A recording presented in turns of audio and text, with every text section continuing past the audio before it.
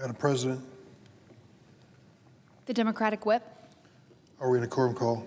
We are not. Thank you, Madam President. We are. I ask consent the quorum call be suspended. Without objection. Thank you, Madam President. Madam President, on Friday, in the midst of a Republican-led government shutdown, President Trump revealed his priorities. It isn't to protect the health insurance of millions of Americans who are about to lose their insurance or see premiums skyrocket. Nope, that's not it. The president's priority: to deploy militarized immigration agents and National Guard troops to more American cities. Why? Purely for political theater and to advance his extreme agenda. In the early morning hours of Tuesday last week, while this government barreled toward a shutdown, President Donald Trump launched a military law enforcement assault on the city of Chicago. In the city's South Side neighborhood, hundreds of federal agents, many hiding their faces with masks, rappelled from Black Hawk helicopters, darted out of disguised moving trucks, armed with military-grade weapons, to descend on a targeted apartment building in the city of Chicago. They swarmed through the building, knocking down doors, tearing up homes. And it appears that these agents knew nothing in advance about the residents whose homes they were destroying. In fact, in the dead of night, federal agents reportedly started checking on the residents as they brought them out of the building. Residents that included American citizens and children. They checked on them to see if maybe they had an outstanding warrant for their arrest or were undocumented. Picture this, if you will. You're with your family in an apartment building, a helicopter lands on the roof, federal agents with masks on batter down your doors, drag you and your children out of their beds into the street, and start an interrogation as to whether there's any undocumented person present. America. Many were yanked from their homes and their beds and detained shirtless and without clothing.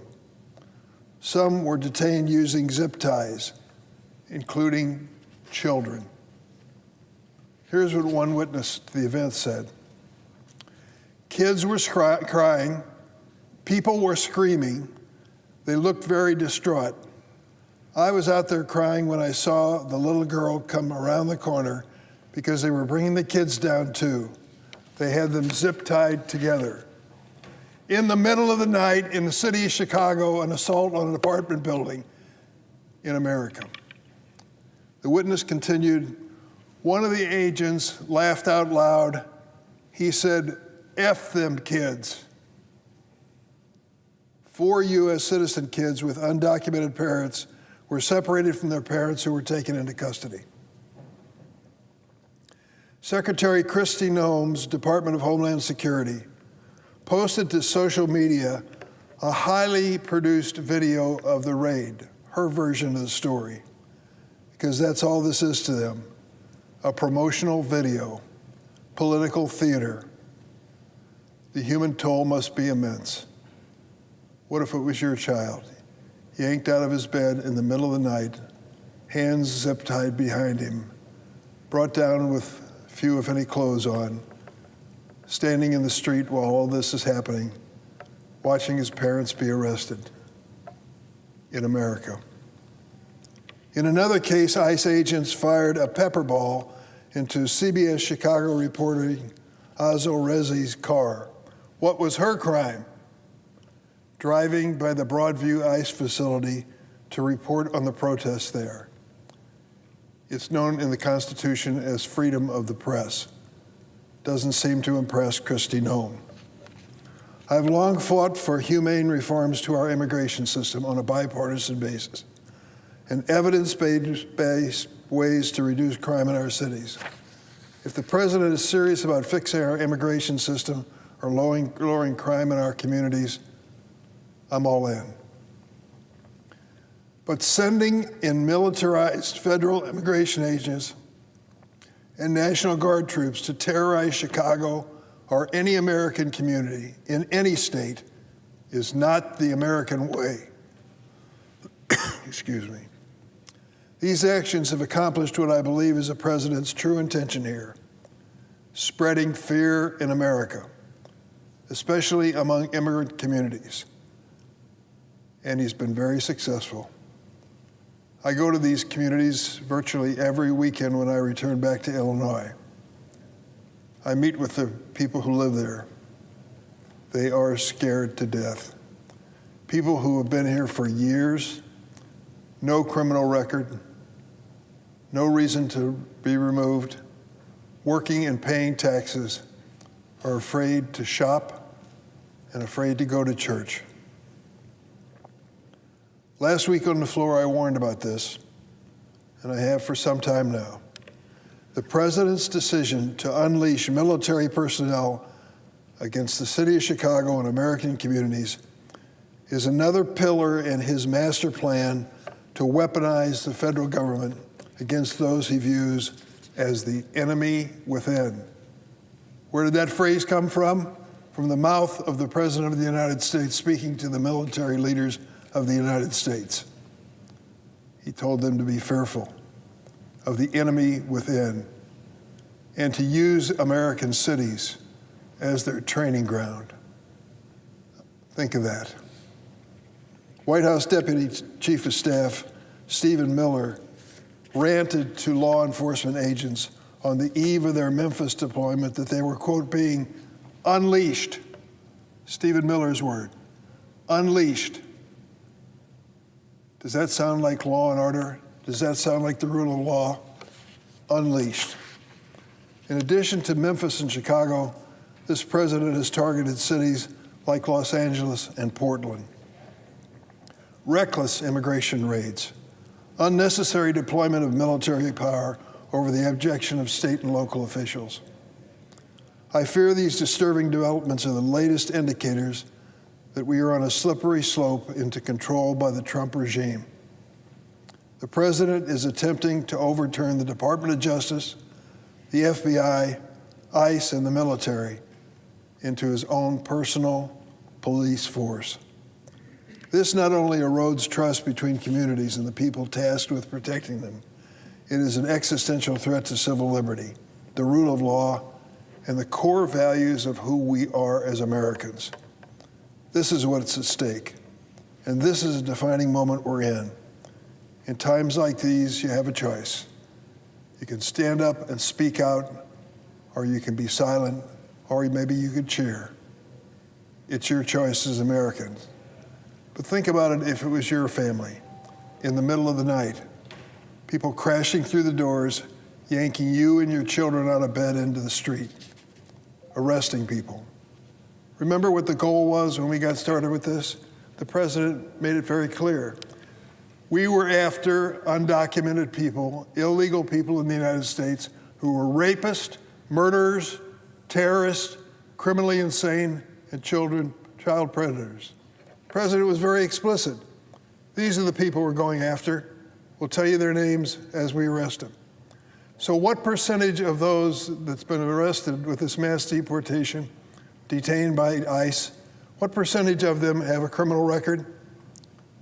Fewer than 30%. By a 2-to-1 margin, innocent people are being dragged into this.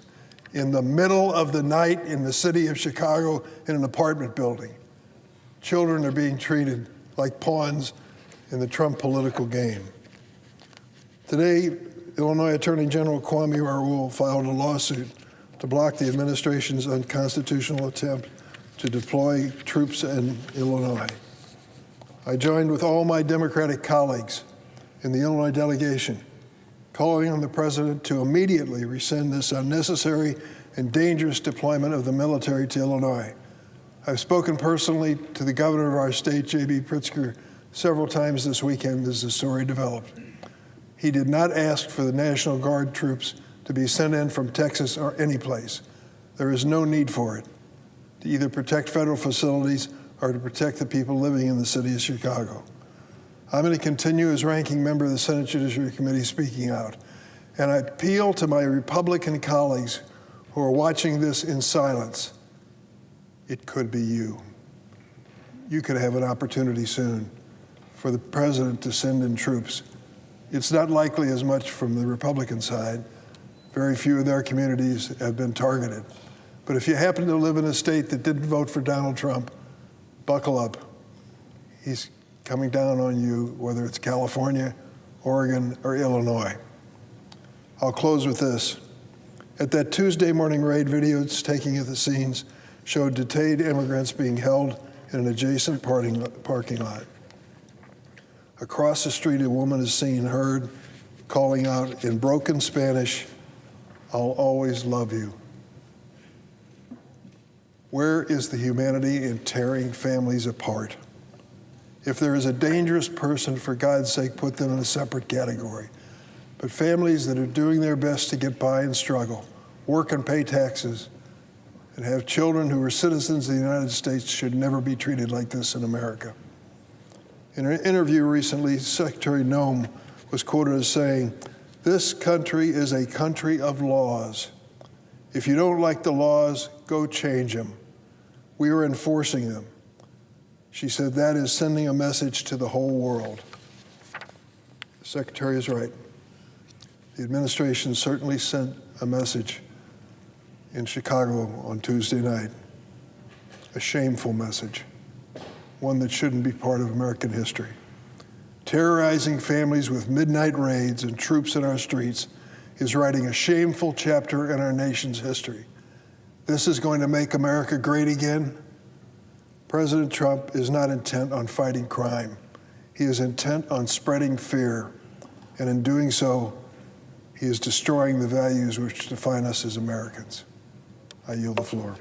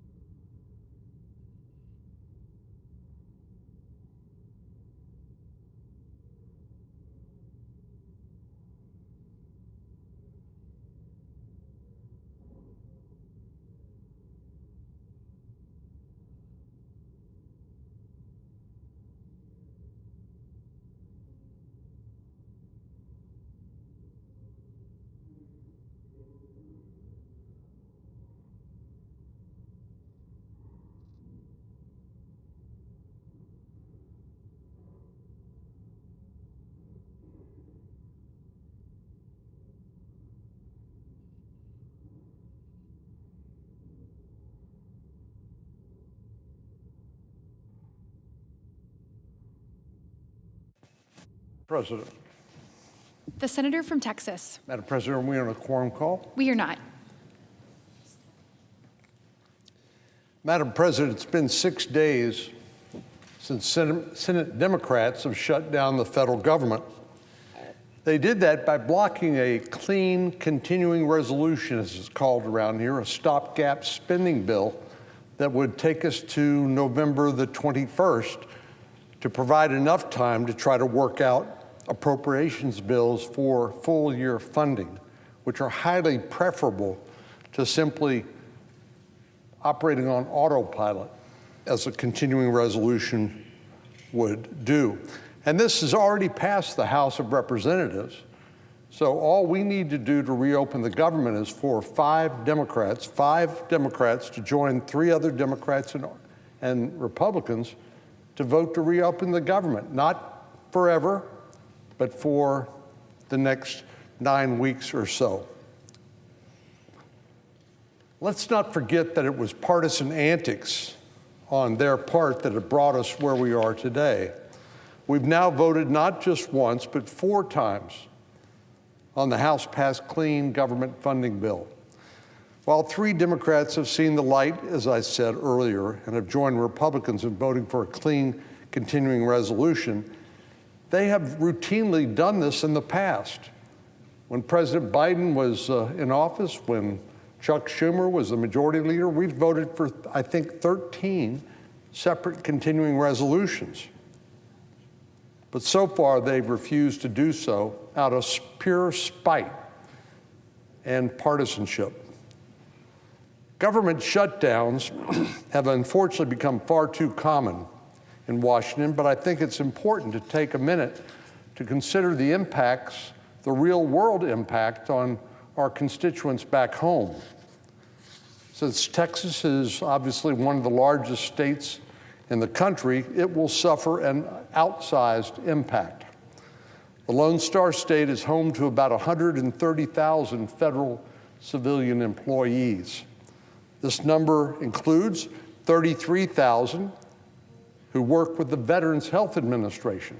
These are the folks who serve our veterans, who we are duty-bound and obligated, morally obligated to support. But 33,000 of them will be negatively impacted by this shutdown, already have been. Almost 18,000 of these employees of these total number, work for U.S. Customs and Border Protection. These are the folks that stop illegal drugs from entering in the country and make sure that illegal aliens don't make their way into the country, as we've seen during the last 4 years. Close to 6,000 Texans work for the Transportation Security Administration, the folks that you encounter at airports and various different ports that help manage the flow of travelers going to and from security screenings before they board flights. Finally, the Lyndon B. Johnson Space Center in Texas has 3,000 employees, but is expected to furlough about 70% of them due to the lapse in federal funding.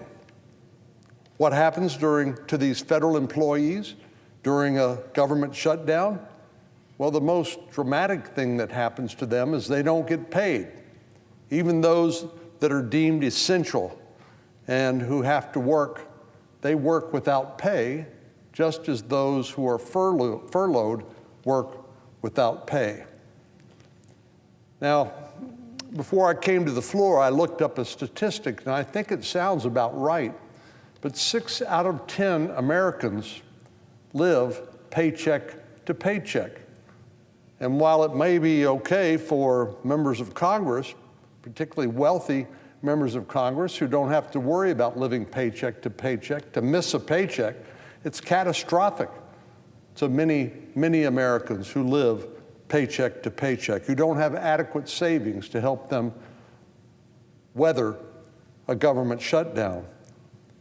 And while each of these categories receive back pay, once the government's reopened, they cannot receive a paycheck during the shutdown.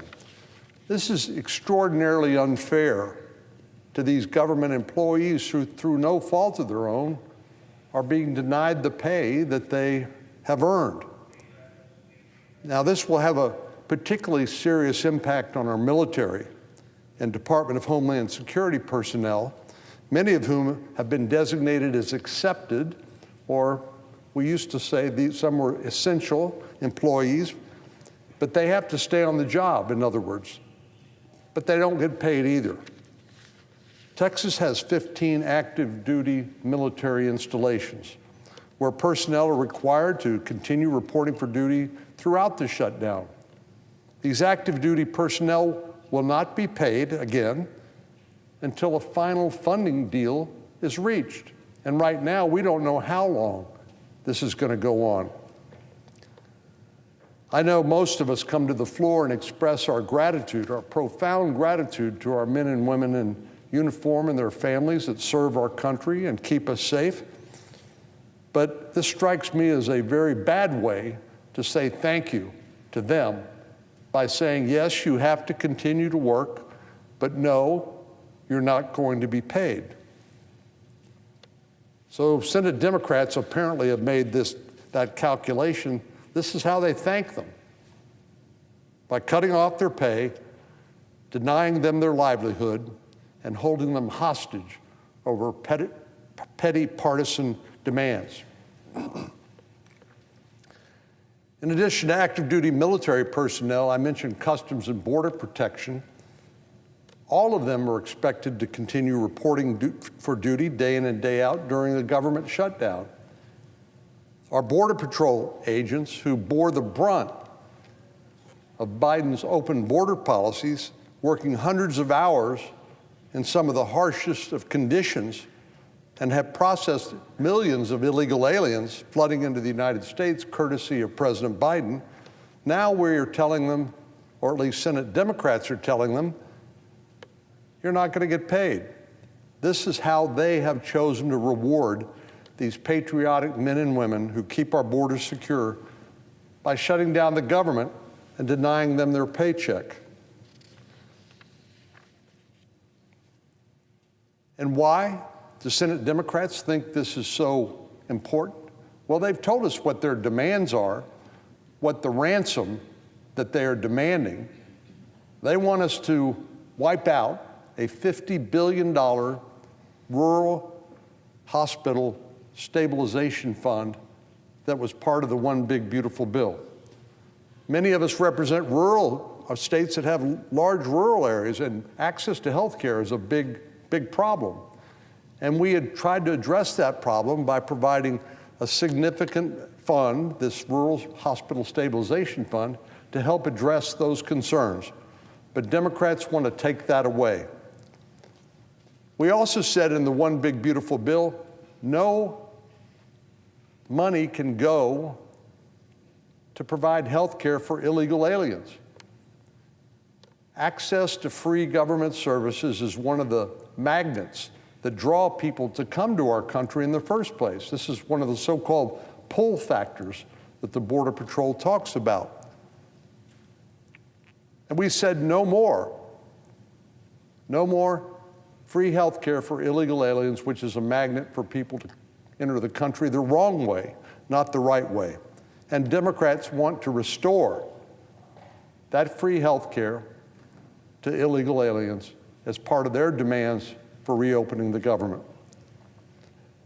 Madam President, this is simply unconscionable, but it is also profoundly dumb. Shut down the government solves nothing. We've seen this movie before, and what happens when you reopen the government, the same problem, the same issues that caused you to shut down the government are there staring you in the face. So these shutdowns solve nothing.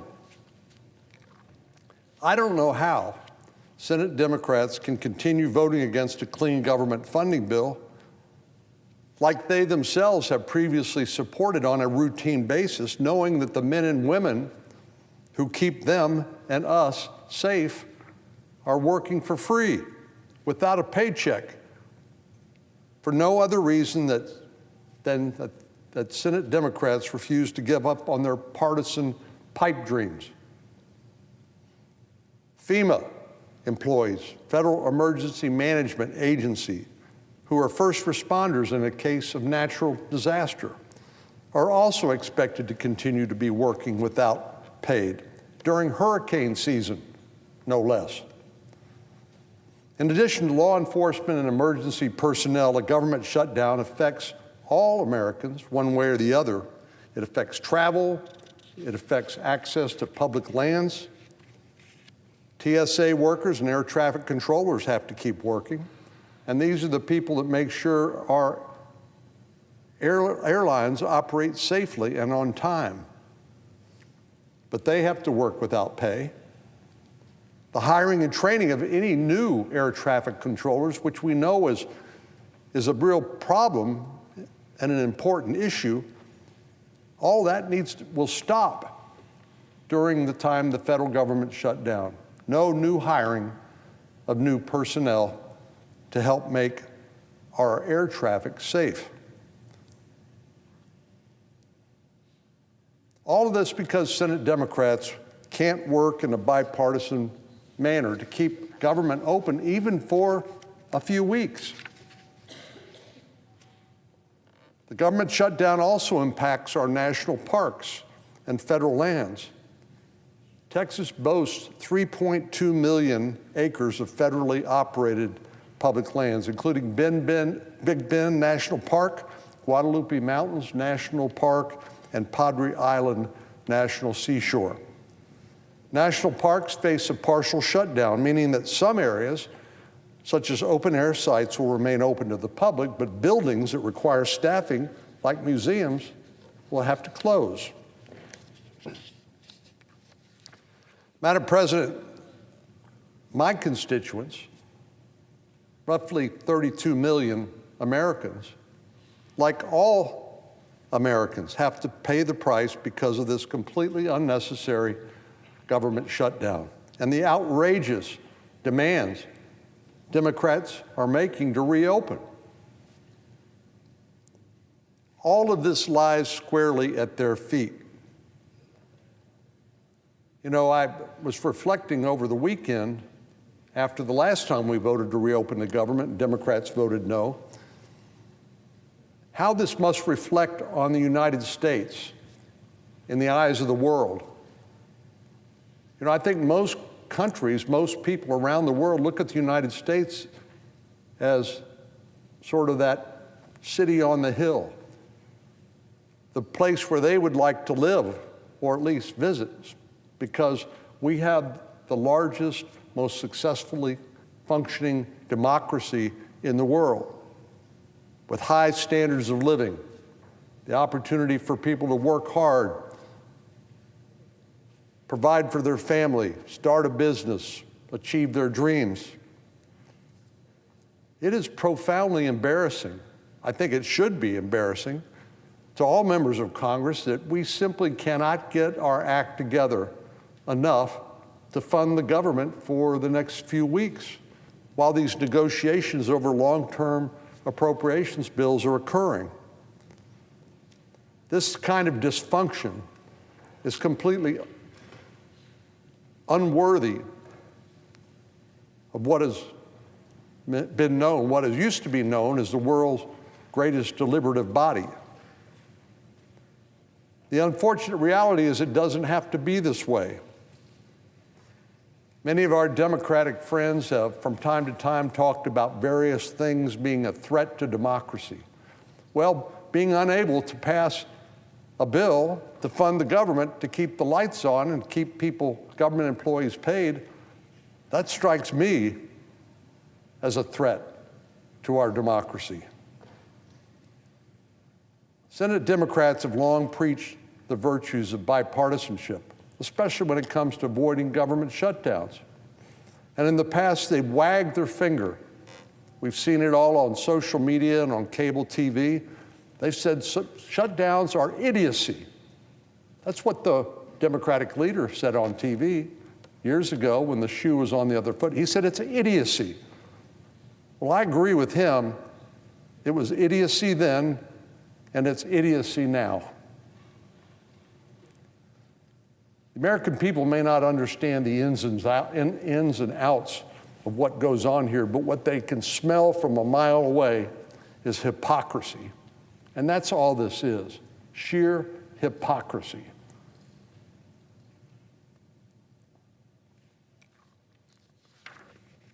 All our colleagues need to do when we vote here shortly is to vote for a clean, continuing resolution.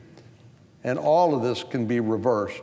And we can get back to the working together to try to solve some of the issues that I know they care about as well. We all care about access to health care. And that's one of the items that we have to address certainly before the end of the year with the expiring of certain provisions, certain subsidies for the Affordable Care Act. And we're happy to have that conversation, and we will have that conversation, but not while the government shut down. So the good news is, well, let me back up and say the bad news is government shut down. The good news is that can end today, this afternoon. Democrats have an opportunity to vote with Republicans to pass a clean, continuing resolution, as they have at many times in the past. So I hope we can all join arms and say, let's put an end to this nonsense and pass this legislation on what will now be the fifth opportunity. The American people are counting on us, and we shouldn't let them down. Madam President, I yield the floor.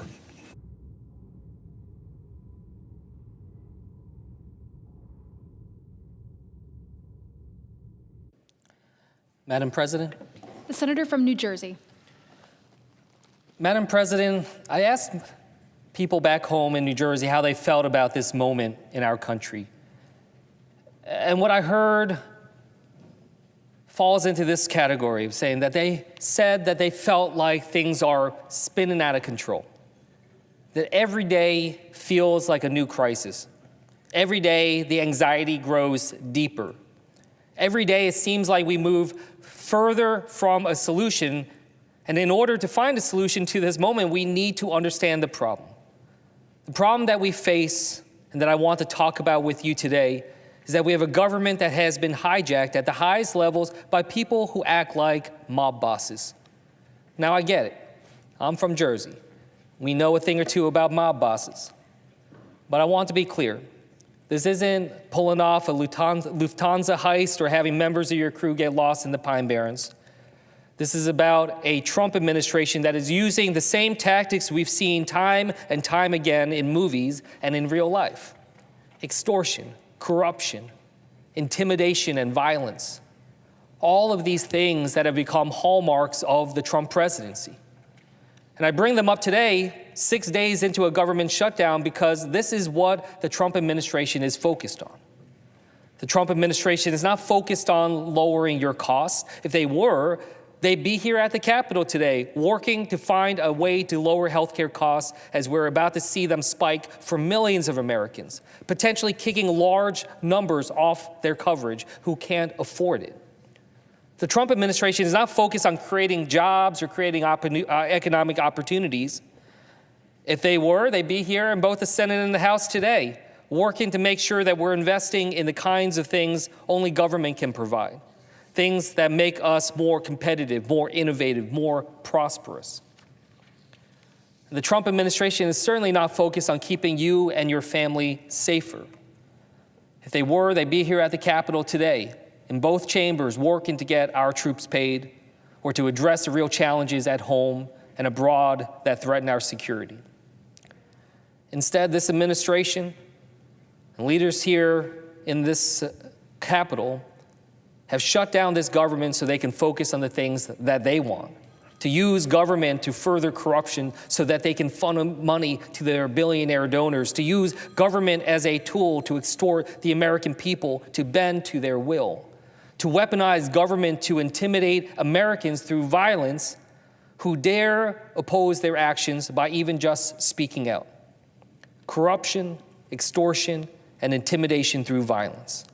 This is how the Trump administration wants to use your government against you. Now, like every great mob movie, it's not just about the boss who plays a critical role. For every Don Corleone, there's a Tom Hagen and a Luca Brasi. Donald Trump plays the role of the mob boss, but it's his henchmen who are really running the show. Russell Vought and Stephen Miller, they're not public servants. Public servants, they work to serve the public. They work towards a public good. Russ Vought and Stephen Miller are straight out of Scorsese. These two men are running an operation on corruption, extortion, and intimidation that would make Al Capone jealous. Let's start with Russ Vought.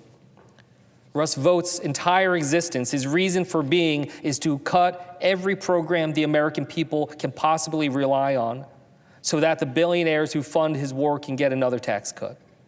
Money goes to him, money goes back to them, none of it goes to you. Pure corruption. But it's not enough for Russ Vought to just funnel billions to his backers. He has to take from you just to remind you of his power, just to bring you to heel. That's why last week he announced that he was freezing $18 billion for critical infrastructure projects in New York and New Jersey. One of them is the Hudson Tunnel Project, which is critical to our region's economy. In fact, when I asked Secretary Duffy about this at his confirmation hearing, he said it was a project of national importance, critical for our nation, not just our region.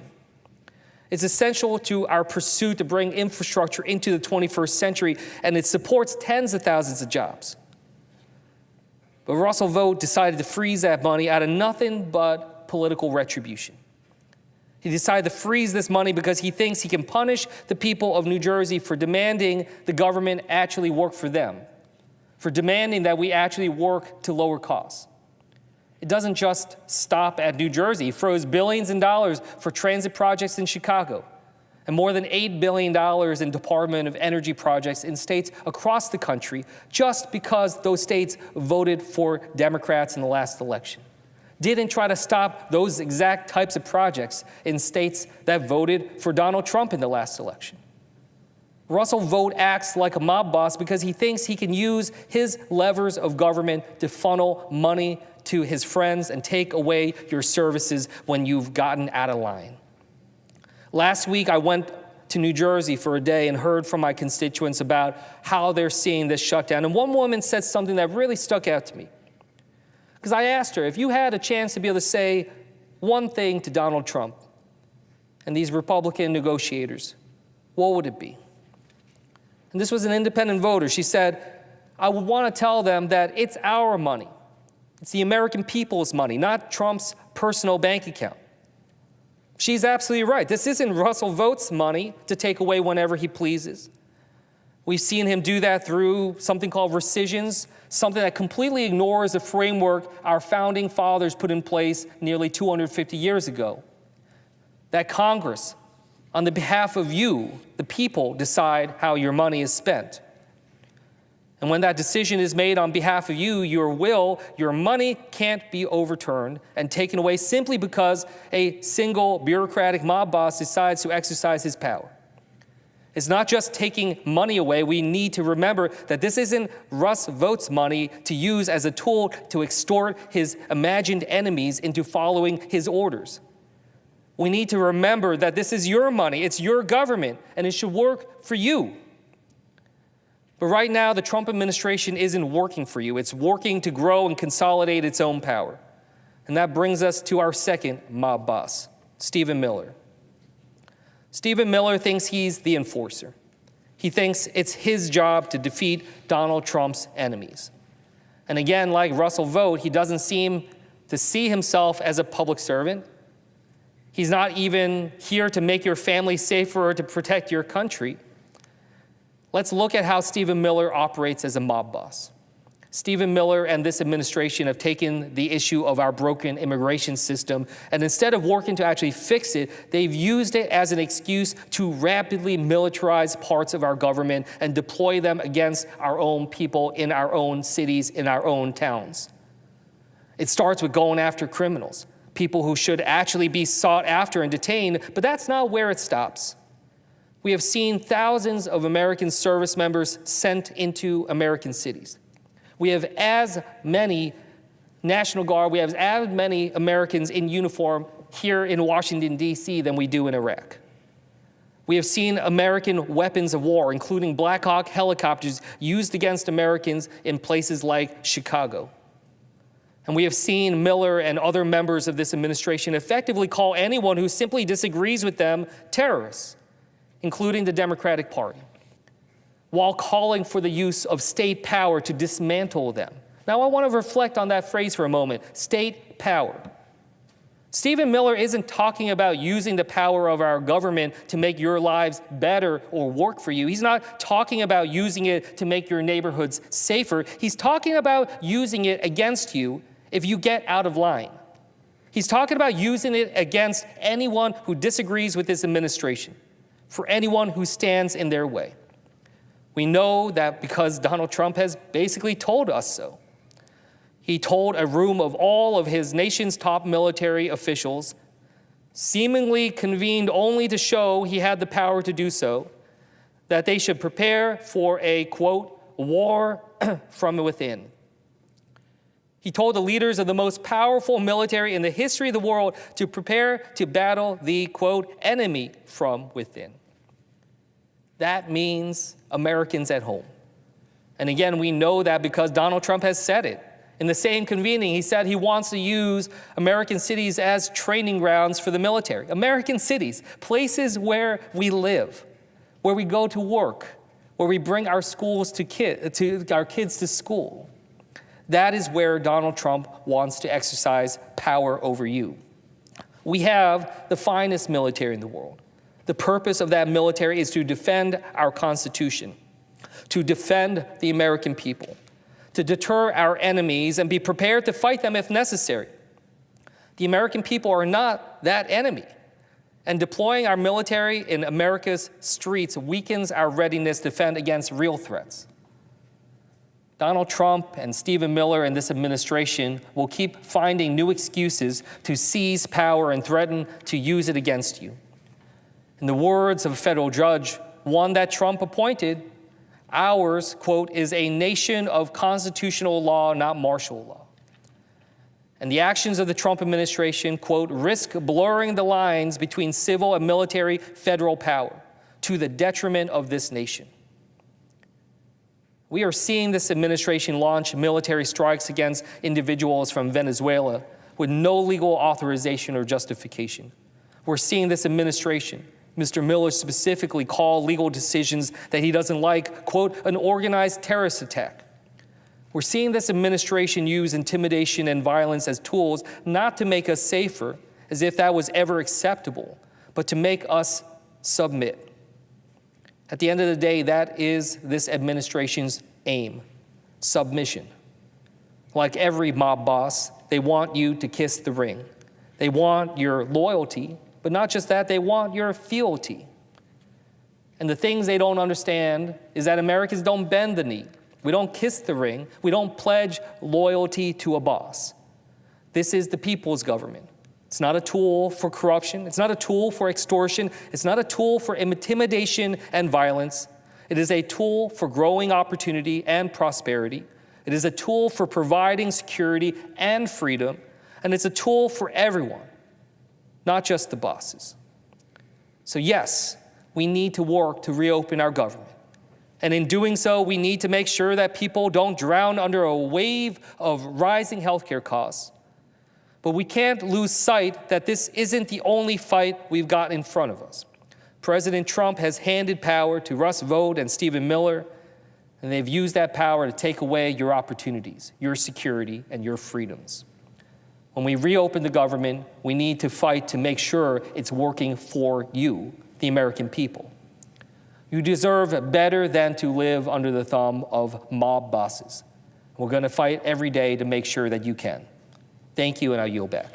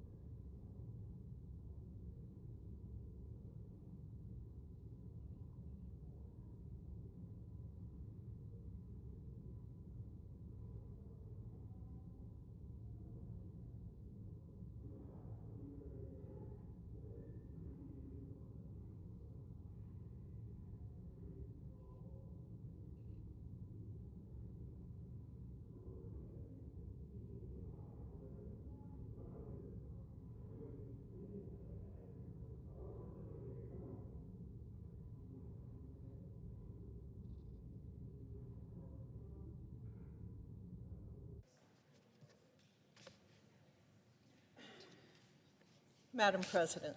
Senator from Nebraska. Thank you, Madam President. For all ag producers, the word tariff makes us nervous. But earlier this year, I took a step back to look at the bigger economic picture, and I became one of the first members of Congress to support the administration's effort to level the playing field on trade.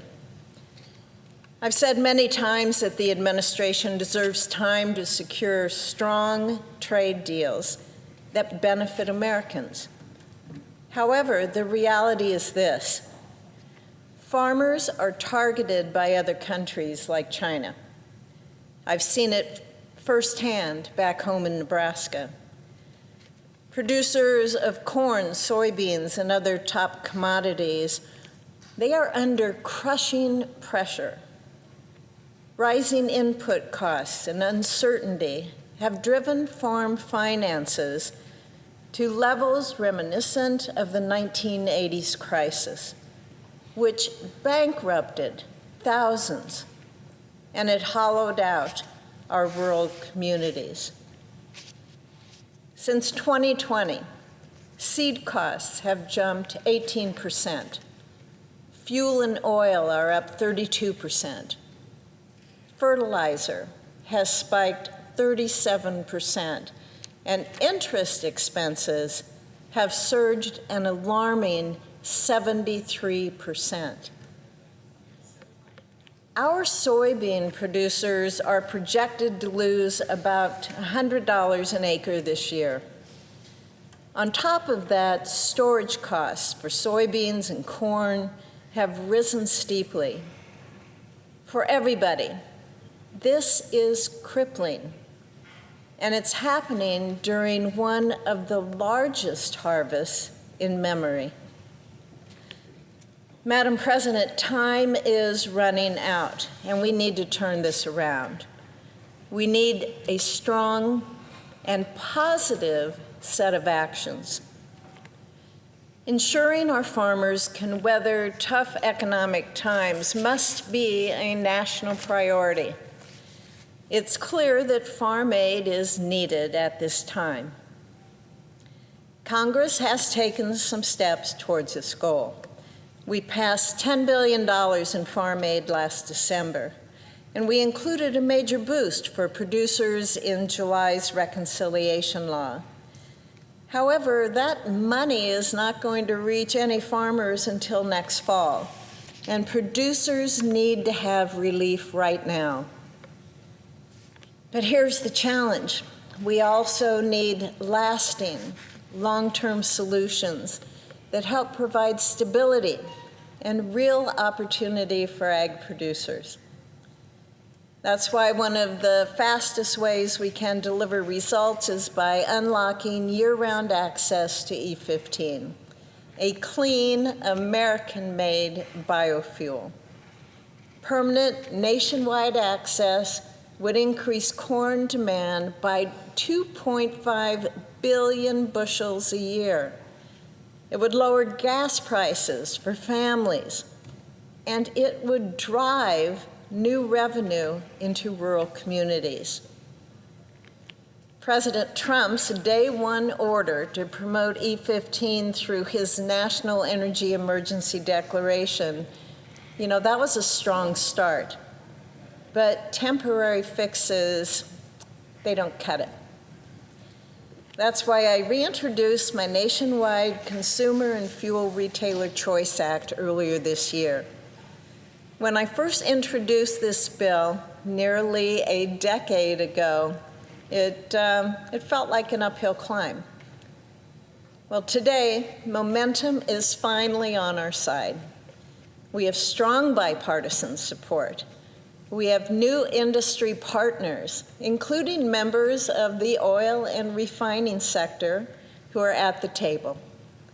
And this is a key piece of Republicans' plan to lower energy costs, to strengthen American production, and to give consumers more choices at the pump. Trade, well, that's the other half of the equation. Former President Biden's lack of a clear trade agenda left America with a $49 billion trade deficit, undercutting farmers in Nebraska and all across this country. President Trump, you can help reverse that deficit by holding China accountable and ensuring American-grown soybeans have access to global markets, a lifeline for farmers facing losses this harvest season. President Trump has already made progress on this trade front. Take beef. Australia has sold nearly $29 billion worth of beef to U.S. consumers, while American ranchers have been locked out of their market. Do you know how much beef, American beef, Australia bought? 0. Now we need the same kind of breakthrough by opening up a market for soybeans and corn and every other American crop. At the end of the day, farmers and ranchers want programs that work, and we want markets to sell our products. Madam President, simply put, we just want a fair shot. By securing strong trade deals and building new markets through year-round E15, we can revitalize the farm economy. We can bolster United States energy security, and we can ensure that America's producers can keep feeding and fueling this nation for generations to come. Thank you, Madam President. Yield the floor.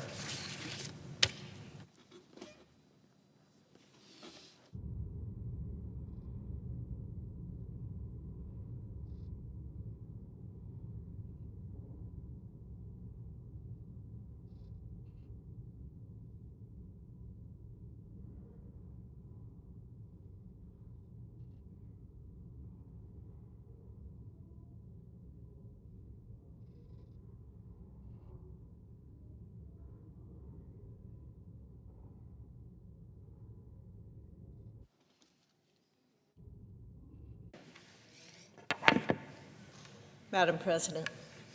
The senator from Nebraska. Madam President, I ask unanimous consent that it be in order for the two leaders to enter motions to reconsider without being on the prevailing side with respect to the cloture votes on the motion to proceed to S2882 and HR 5371. Further, that mandatory quorum calls with respect to S2882, HR 5371, and the en blanc nominations provided for under the provisions of SRes 412 be waived. Without objection. Thank you, Madam President. I yield the floor.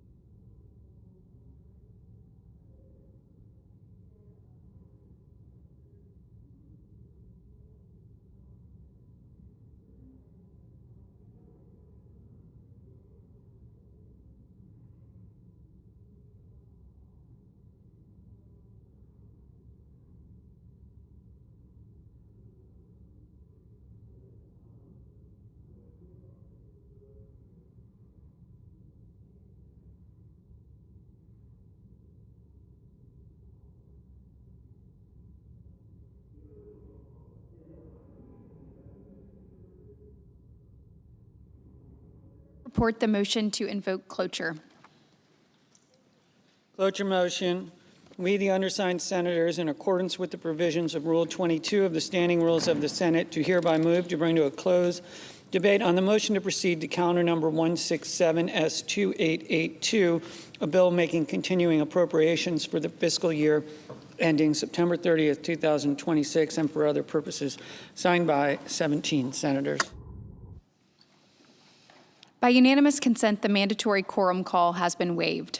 The question is it the sense of the Senate that the debate on the motion to proceed to S2882, a bill making continuing appropriations for the fiscal year ending September 30th, 2026, and for other purposes, shall be brought to a close? The yeas and nays are mandatory under the rule. The clerk will call the roll. Ms. Alsobrooks, Ms. Baldwin, Mr. Banks, Mr. Barrasso, Mr. Bennett, Mrs. Blackburn, Mr. Blumenthal, Ms. Blunt Rochester, Mr. Booker, Mr. Bozeman, Mrs. Britt. No.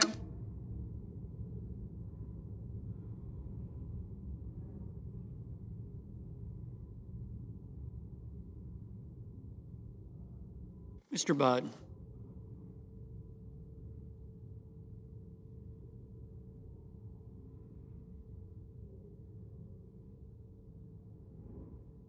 Ms. Cantwell.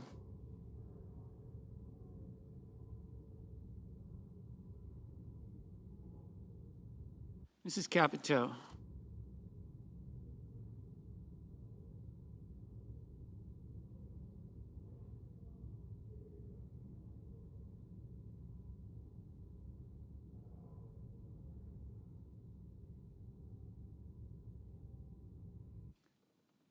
Mr. Cassidy. Ms. Collins. Mr. Coons.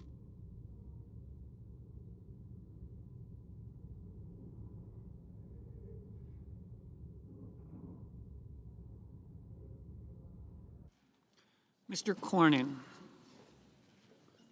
Ms. Cortez Masto, Mr. Cotton, Mr. Kramer, Mr. Crapo, Mr. Cruz, Mr. Curtis, Mr. Daines,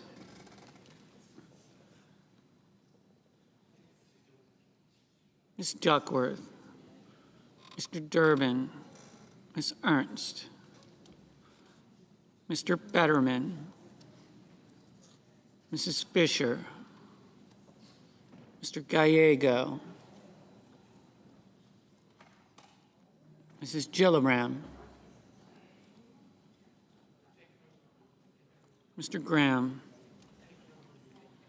Mr. Grassley,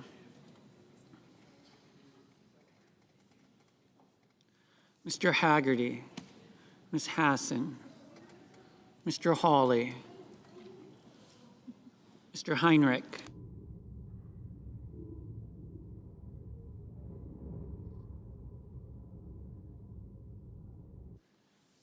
Mr. Hickenlooper, Ms. Hirono, Mr. Hoven, Mr. Husted, Mrs. Hyde-Smith, Mr. Johnson, Mr. Justice, Mr. Kane, Mr. Kelly,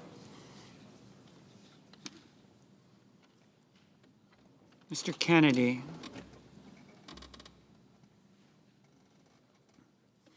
Mr. Kim, Mr. King, Ms. Klobuchar, Mr. Langford, Mr. Lee, Mr. Lujan, Ms. Lummis, Mr. Markey, Mr. Marshall, Mr. McConnell, Mr. McCormick, Mr. Merkley, Mrs. Moody, Mr. Moran, Mr. Moreno, Mr. Mullen, Ms. Markowski, Mr. Murphy, Mrs. Murray, Mr. Ossoff, Mr. Padilla, Mr. Paul, Mr. Peters, Mr. Reed, Mr. Ricketts, Mr. Risch, Ms. Rosen, Mr. Rounds, Mr. Sanders, Mr. Schatz, Mr. Schiff, Mr. Schmidt, Mr. Schumer, Mr. Scott of Florida, Mr. Scott of South Carolina, Mrs. Shaheen, Mr. Sheehy, Ms. Slotkin, Ms. Smith, Mr. Sullivan, Mr. Thune, Mr. Tillis, Mr. Tuberville, Mr. Van Hollen, Mr. Warner, Mr. Warnock, Ms. Warren, Mr. Welch, Mr. Whitehouse, Mr. Wicker, Mr. Wyden, Mr. Young.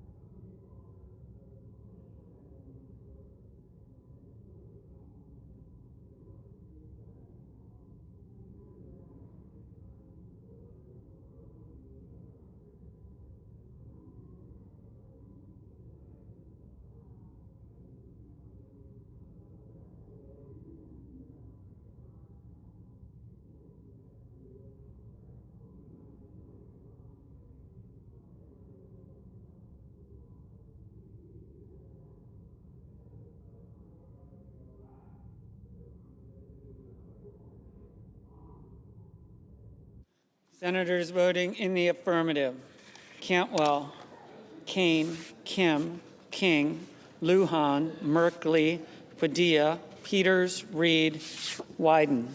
Senators voting in the negative: Banks, Barrasso, Britt, Capito, Ernst, Fisher, Husted, Lummis, Marshall, McCormick, Moreno, Paul, Wicker.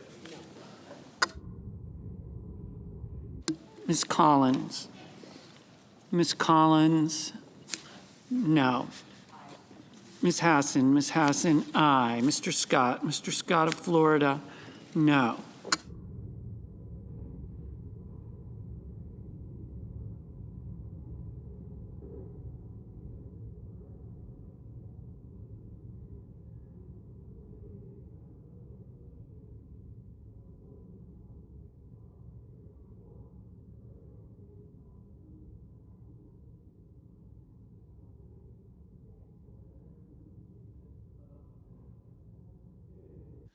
Mr. Crapo, no. Mr. Kelly, aye.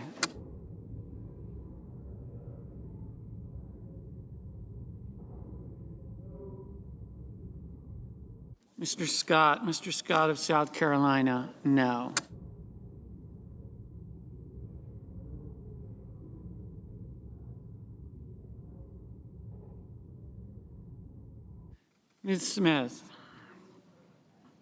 Ms. Smith, aye.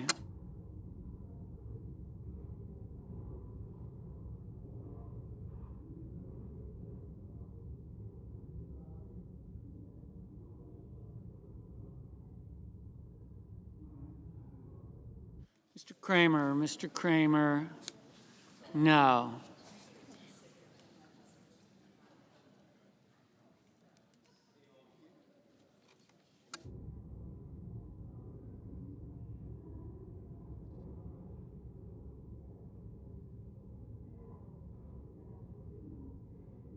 Mr. Justice, no. Mr. Sheehy, no.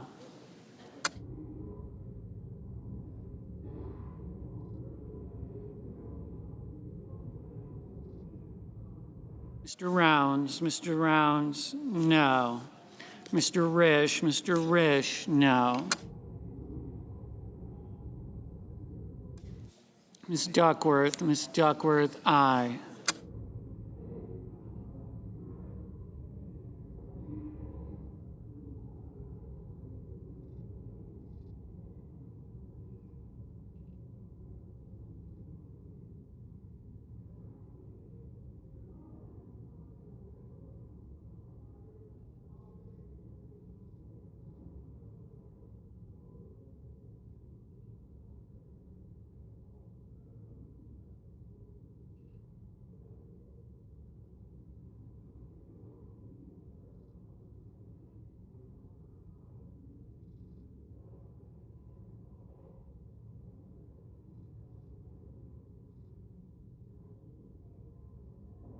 Mrs.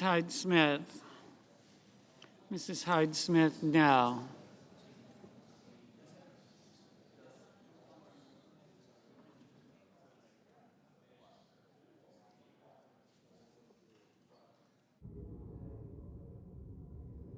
Mr. Van Hollen, aye.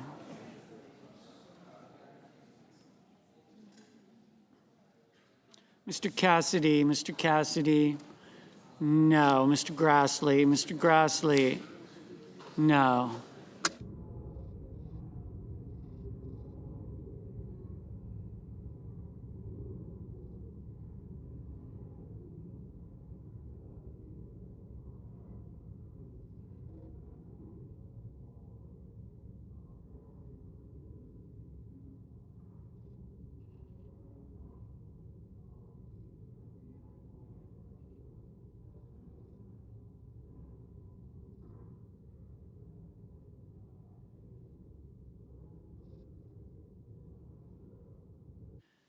Mr. Tuberville,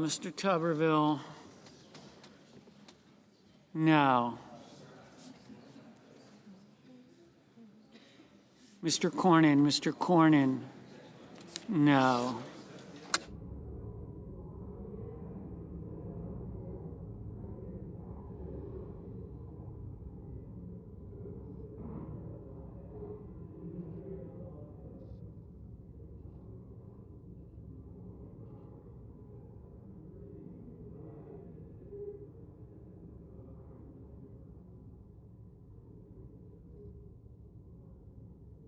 Mrs. Shaheen, aye. Mrs. Blackburn, no. Ms. Blunt Rochester, aye.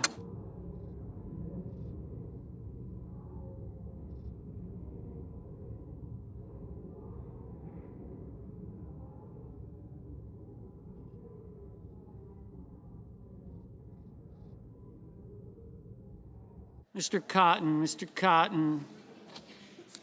no. Mr. Blumenthal, aye.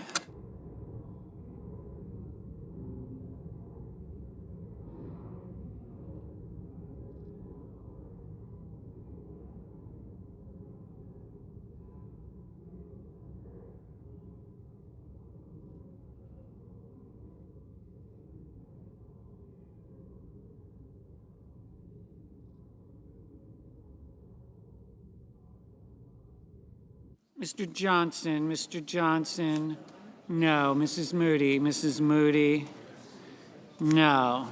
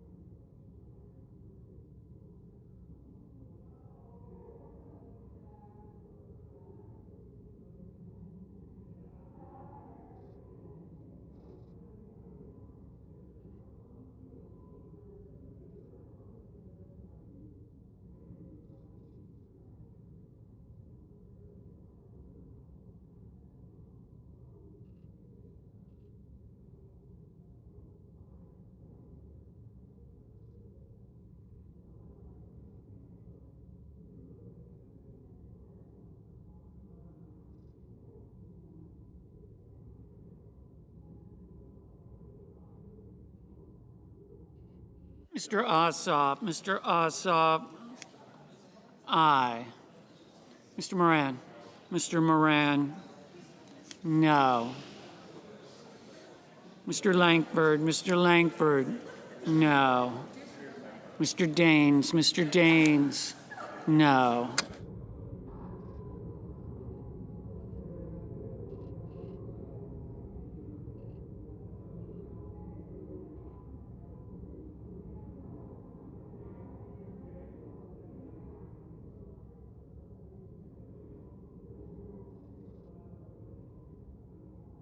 Mr. Hickenlooper, aye.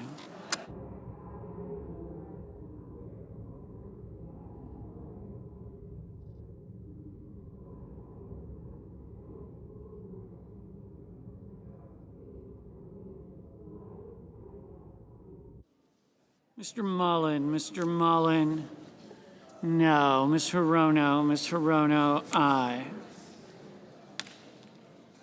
Mr. Thune, no.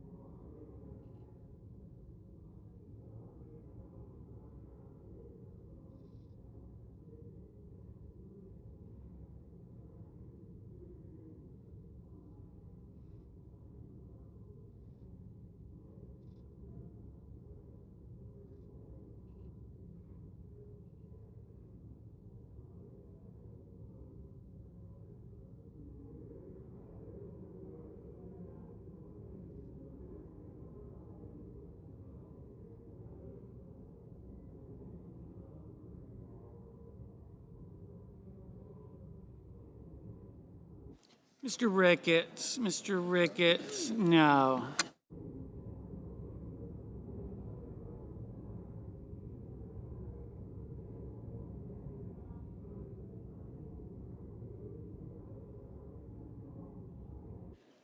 Mr.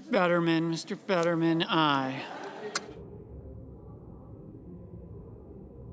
Mr. Graham, no.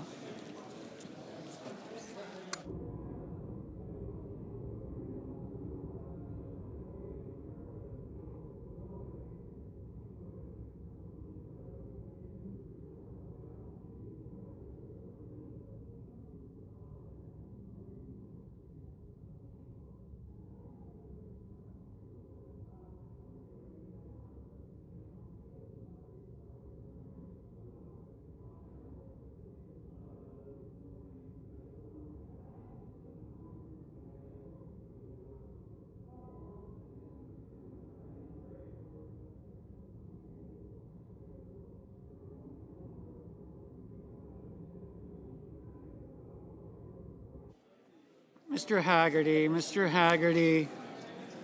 no. Mr. Budd, no.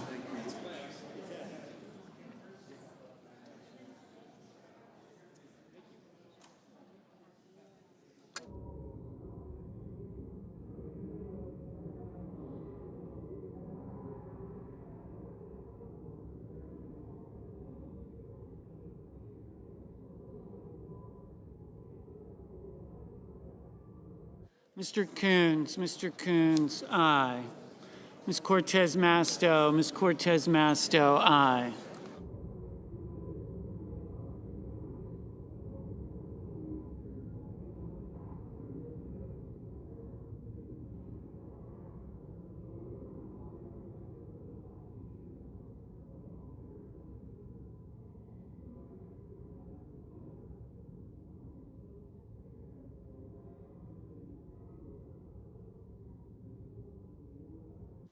Mr. Cruz, no. How close are we? Mr. Markey, aye.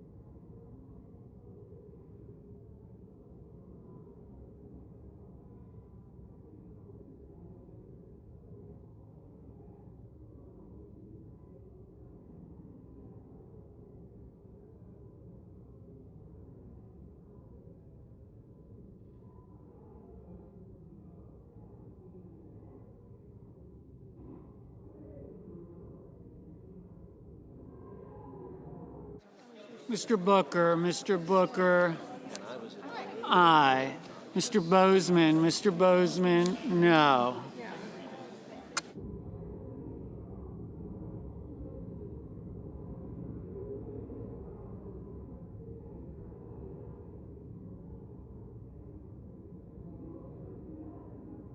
Mr. Murphy, aye. Mr. Bennett, aye. I'm bummed they didn't go when Texas won there. That would have been the fun time. Mr. Schmidt, no. Mr. Schatz, I mean, I've been aye. so I want to come. Mr. Sanders, aye. Mrs. Murray, aye. Ms. Baldwin, aye. Ms. Warren, aye. Mr. Warner, aye. Mr. Shipp, aye. Mr.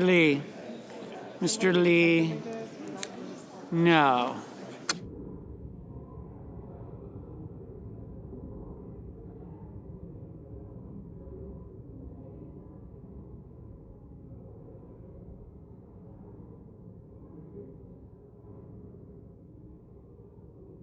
Mr. Welch, aye. Ms. Markowski, no. Ms. Klobuchar, aye. Mr. Young.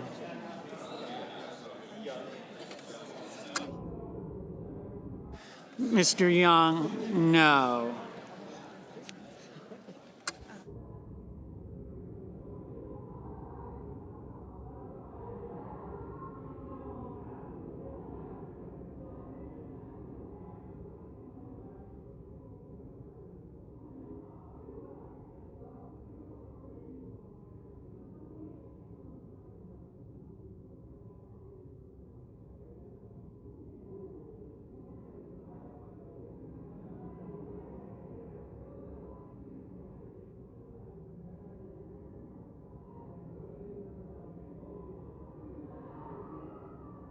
Mr. Whitehouse, aye.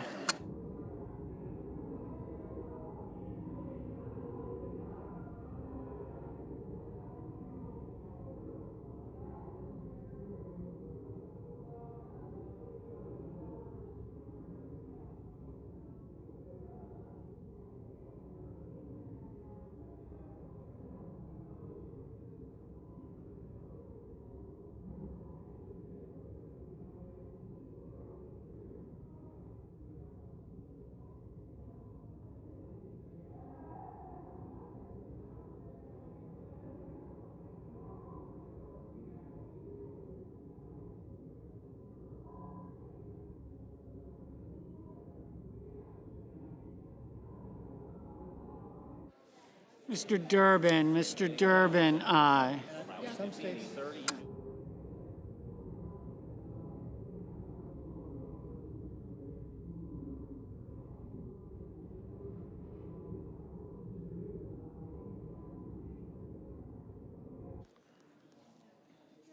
Mrs. Gillibrand, aye.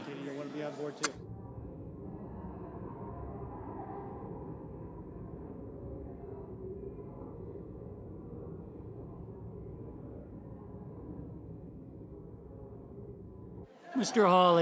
Hawley, no. Mr. Hoven, no. Well, thank you.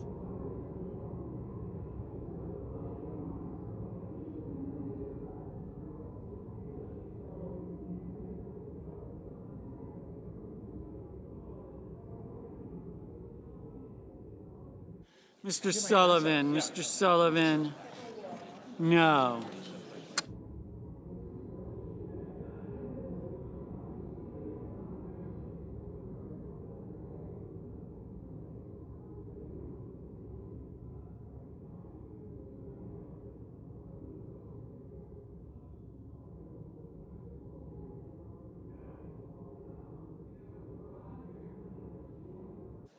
Ms. Alsobrooks, aye.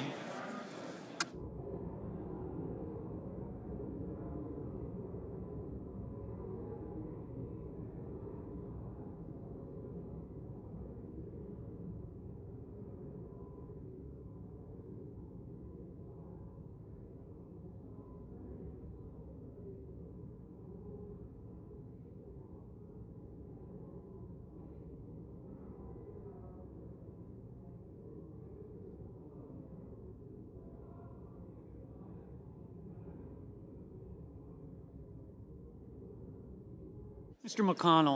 McConnell, no.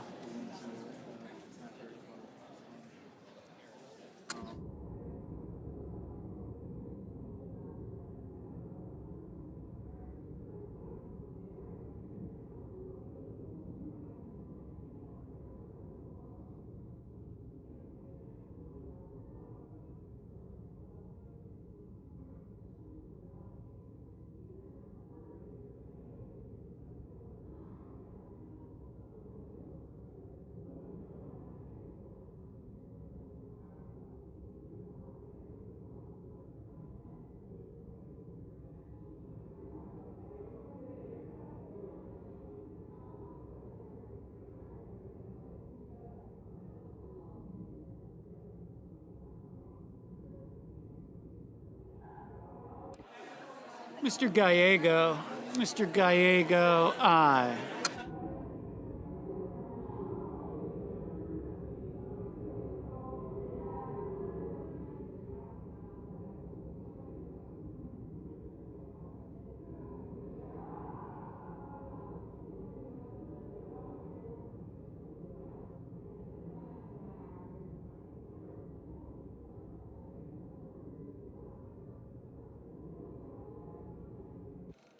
Mr. Warnock. Mr. Warnock, aye.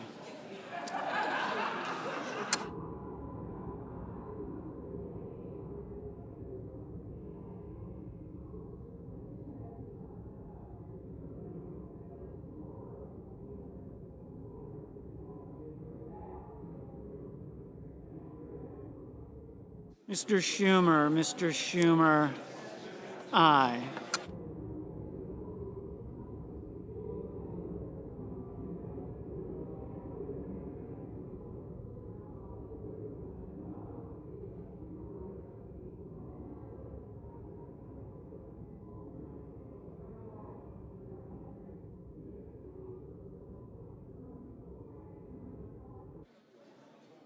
Ms. Slotkin, aye.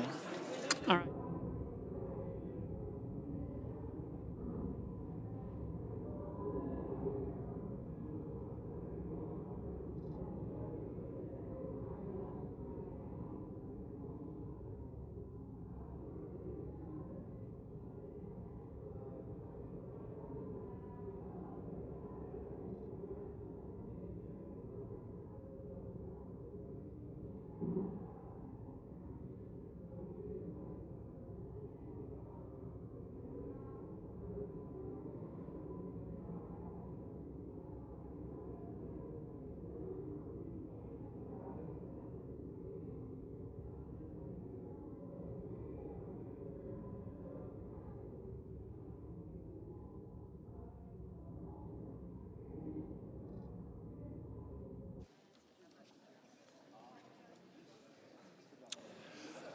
On this vote, the yeas are 45, the nays are 50. 3/5 of the senators duly chosen and sworn not having voted in the affirmative, the motion is not agreed to.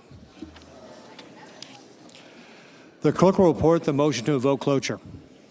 Cloture motion. We, the undersigned senators, in accordance with the provisions of Rule 22 of the Standing Rules of the Senate, do hereby move to bring to a close debate on the motion to proceed to calendar number 168, H.R. 5371, an act making continuing appropriations and extensions for fiscal year 2026 and for other purposes, signed by 17 senators.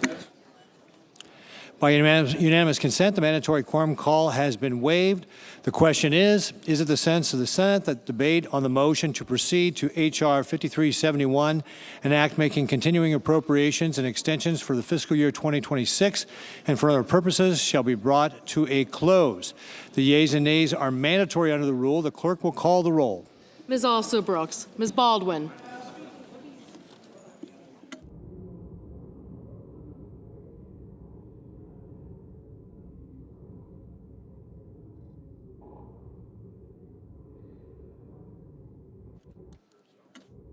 Mr. Banks, Mr. Barrasso, Mr. Bennett, Mrs. Blackburn, Mr. Blumenthal, Ms. Blunt-Rochester, Mr. Booker, Mr. Bozeman, Mrs. Britt, Mr. Budd, Ms. Cantwell,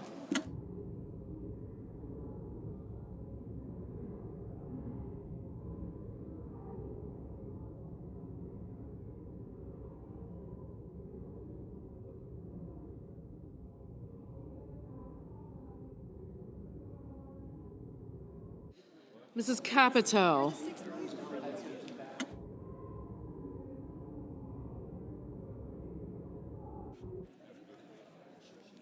Mr. Cassidy,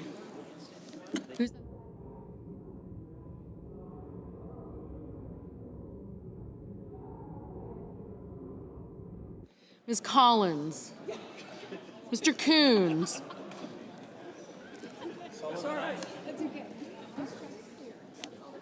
Mr. Cornyn, Ms. Cortez Masto, Mr. Cotton, Mr. Kramer,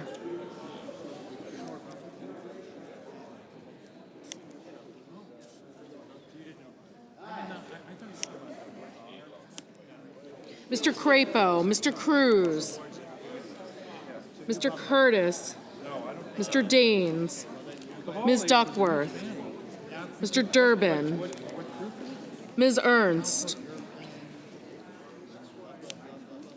Mr. Fetterman, Mrs. Fisher, Mr. Gallego, Mrs. Gillibrand, Mr. Grimm, Mr. Grassley, Mr. Haggerty, Ms. Hassan, Mr. Hawley, Mr. Heinrich,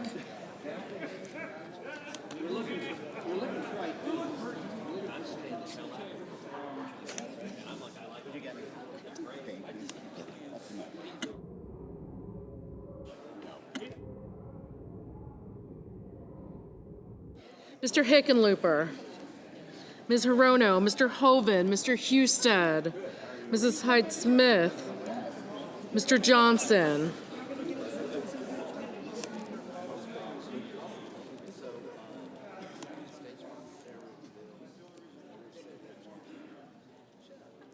Mr. Justice,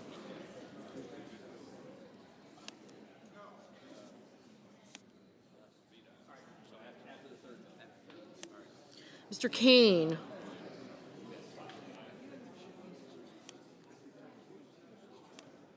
Mr. Kelly,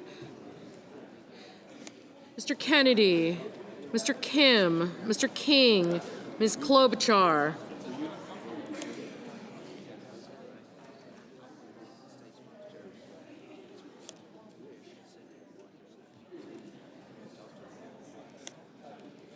Mr. Langford, Mr. Lee, Mr. Lujan, Ms. Lummis, Mr. Markey, Mr. Marshall, Mr. McConnell, Mr. McCormick, Mr. Merkley, Mrs. Moody, Mr. Moran, Mr. Marino, Mr. Mullen, Ms. Murkowski, Mr. Murphy, Mrs. Murray, Mr. Ossoff, Mr. Padilla, Mr. Paul, Mr. Peters, Mr. Reed, Mr. Ricketts, Mr. Risch, Ms. Rosen, Mr. Rounds, Mr. Sanders, Mr. Schatz, Mr. Schiff, Mr. Schmidt,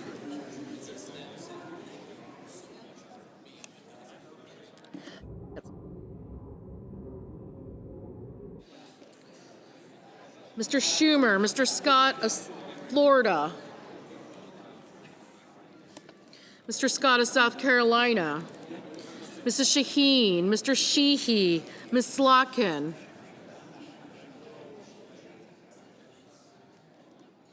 Ms. Smith, Mr. Sullivan, Mr. Thune, Mr. Tillis, Mr. Tuberville,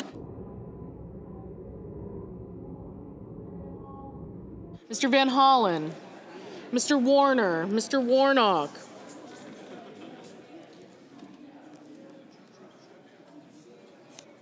Ms. Warren, Mr. Welch, Mr. Whitehouse, Mr. Wicker, Mr. Wyden, Mr. Young.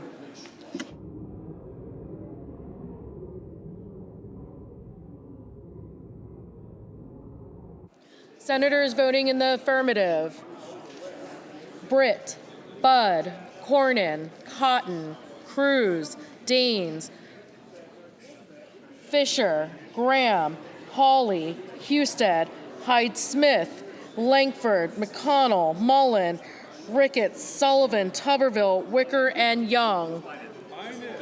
Senators voting in the negative: Baldwin, Blumenthal, Blunt-Rochester, Cantwell, Coons, Duckworth, Durbin, Gallego, Hassan, Hickenlooper, Kane, Kelly, Lujan, Merkley, Murphy, Murray, Paul, Reed, Sanders, Schiff, Slotkin, Warner, Warren, Welch, Whitehouse, and Wyden.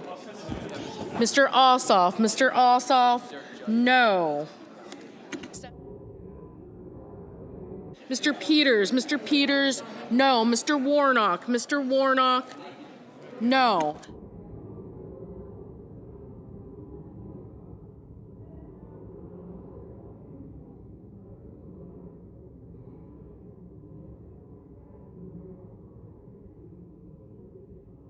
Mr. Fetterman, aye.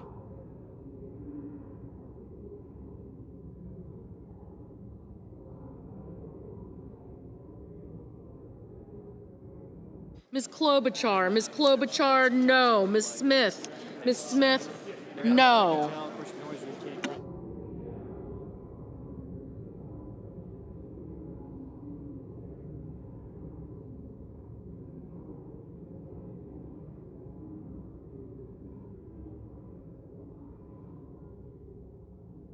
Mr. Schatz, no.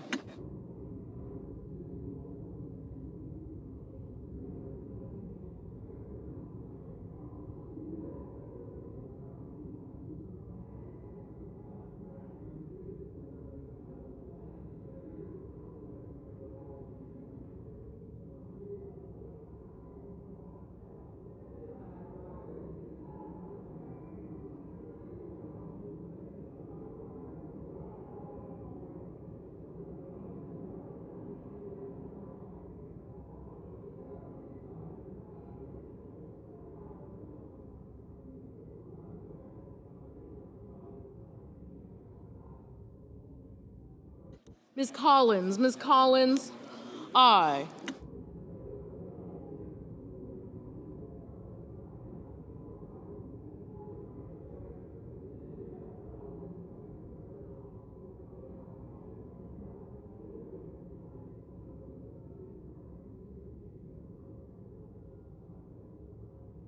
Mr. Padilla, no.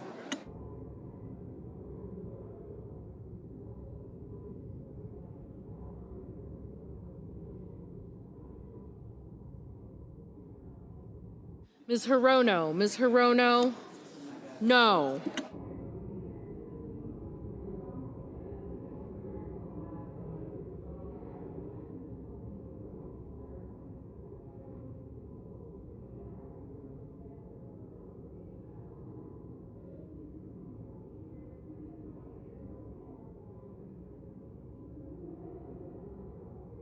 Mr. Rounds, aye.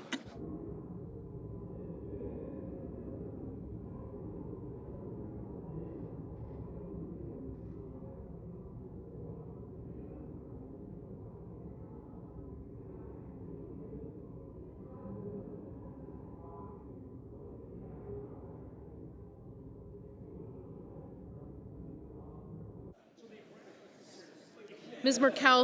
Murkowski, aye.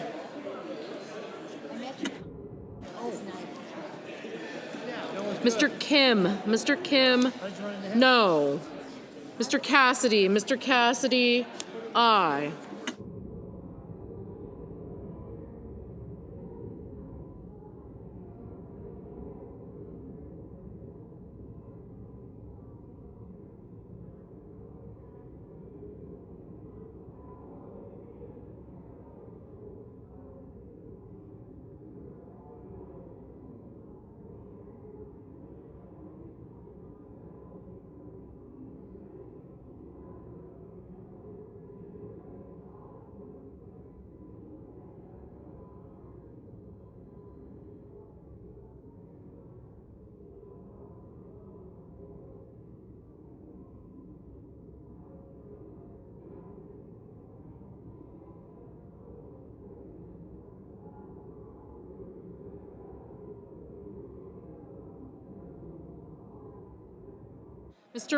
Mr. Risch, aye.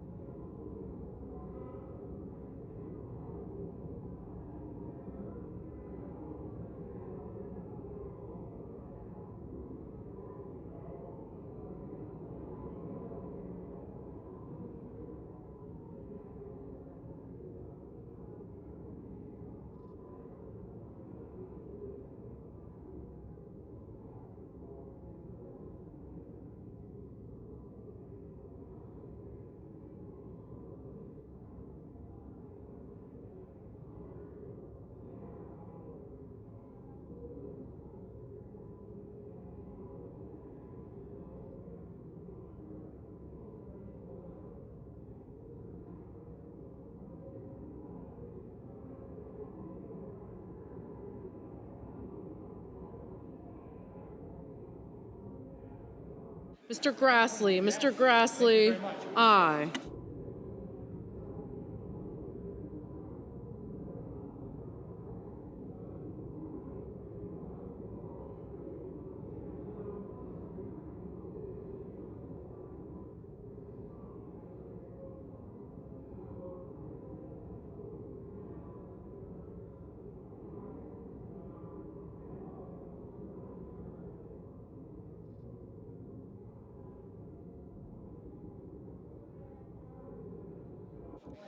Mrs. Gillibrand, no.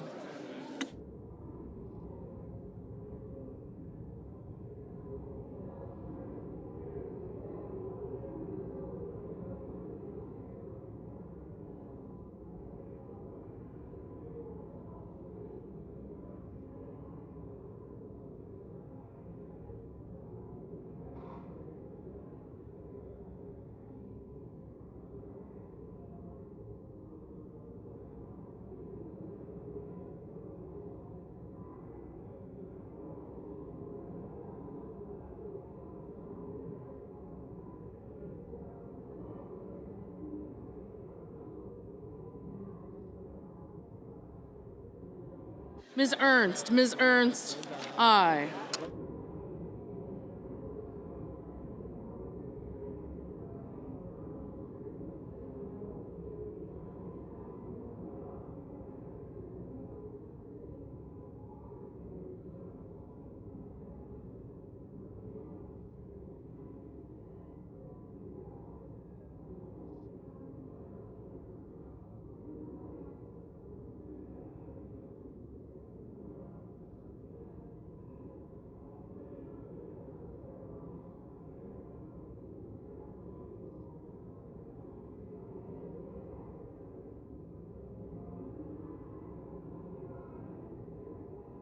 Mr. Hoven, aye.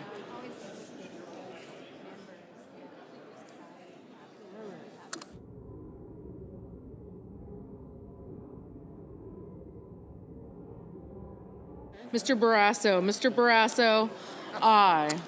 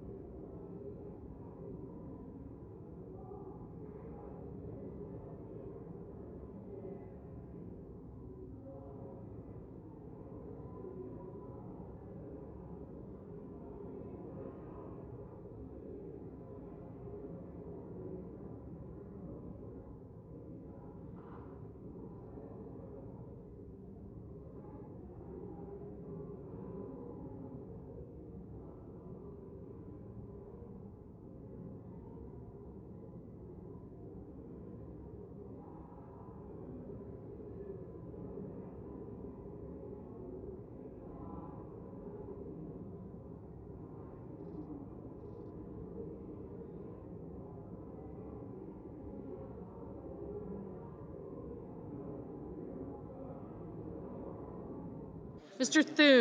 Thune, aye.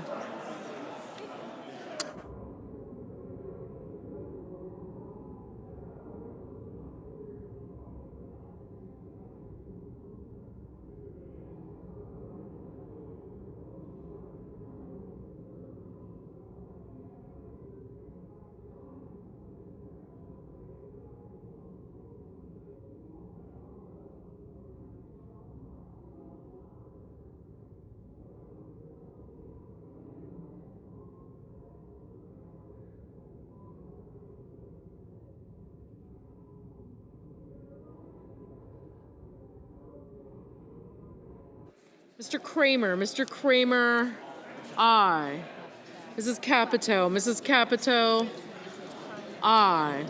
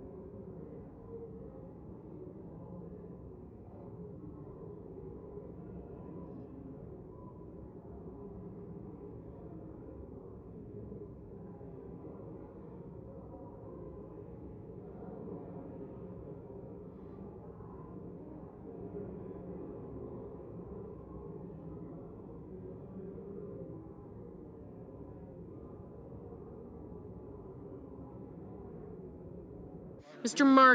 Markey, no.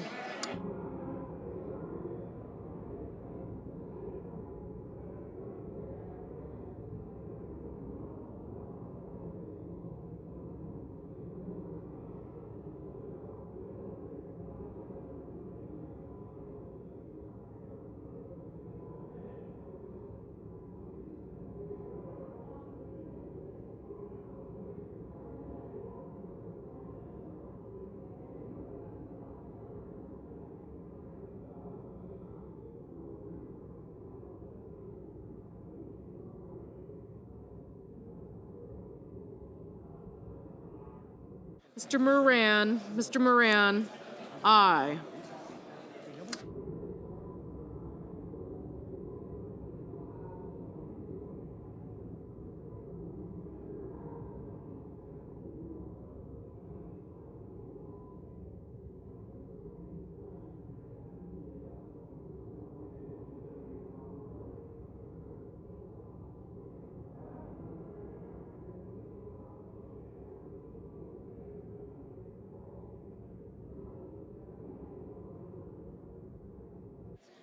Ms. Alsobrooks, no.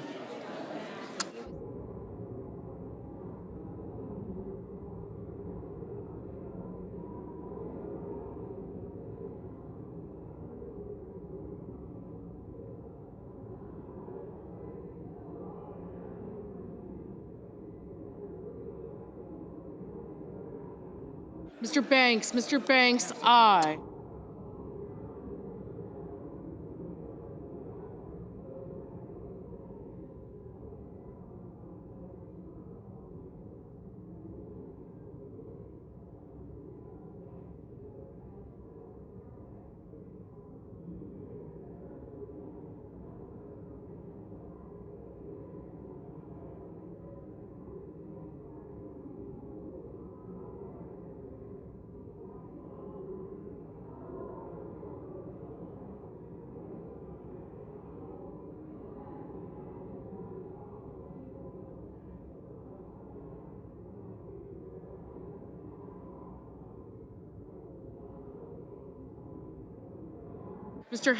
Mr. Haggerty, aye.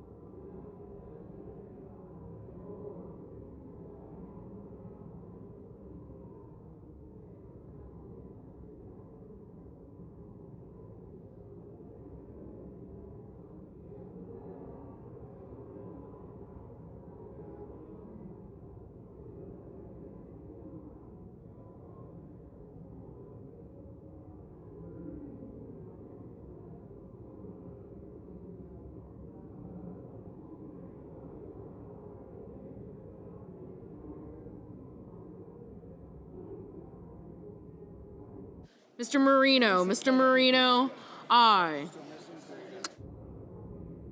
Mr. Schmidt, Mr. Schmidt, aye. Mr. Johnson, Mr. Johnson, aye. Mr. McCormick, Mr. McCormick, aye.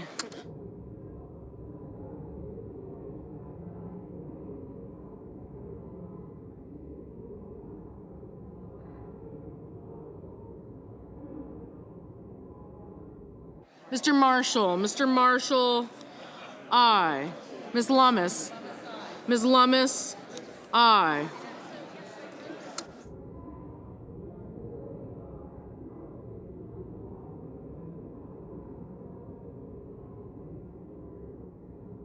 Mr. Crapo, Mr. Crapo, aye. Mr. Bozeman, Mr. Bozeman, aye.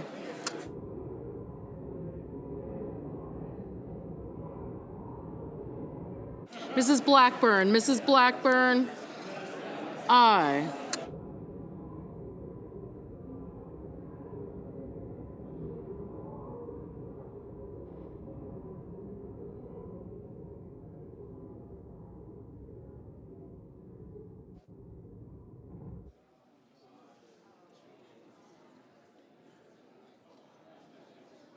Mr. Scott of Florida, aye. Mrs. Moody, Mrs. Moody, aye.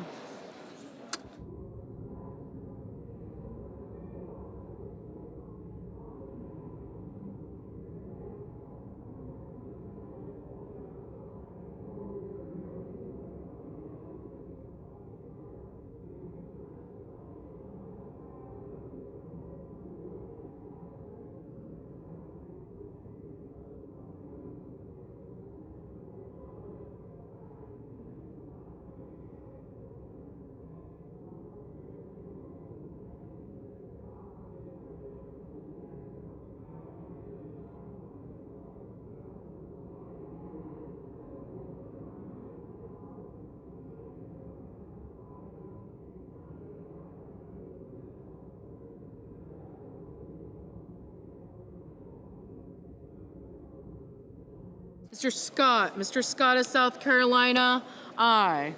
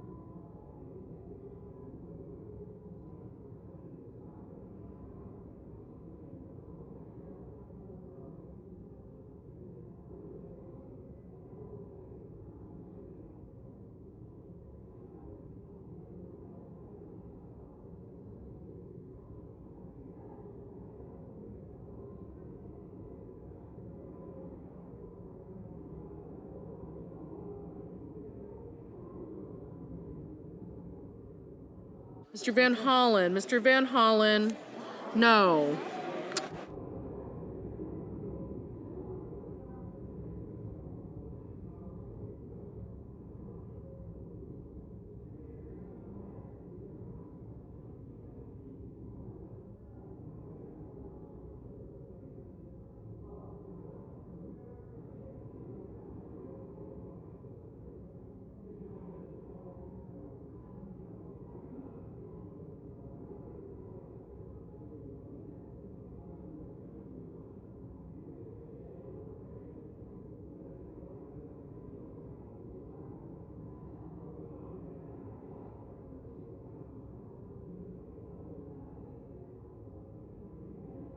Mr. Justice, aye. Mr. Lee, aye.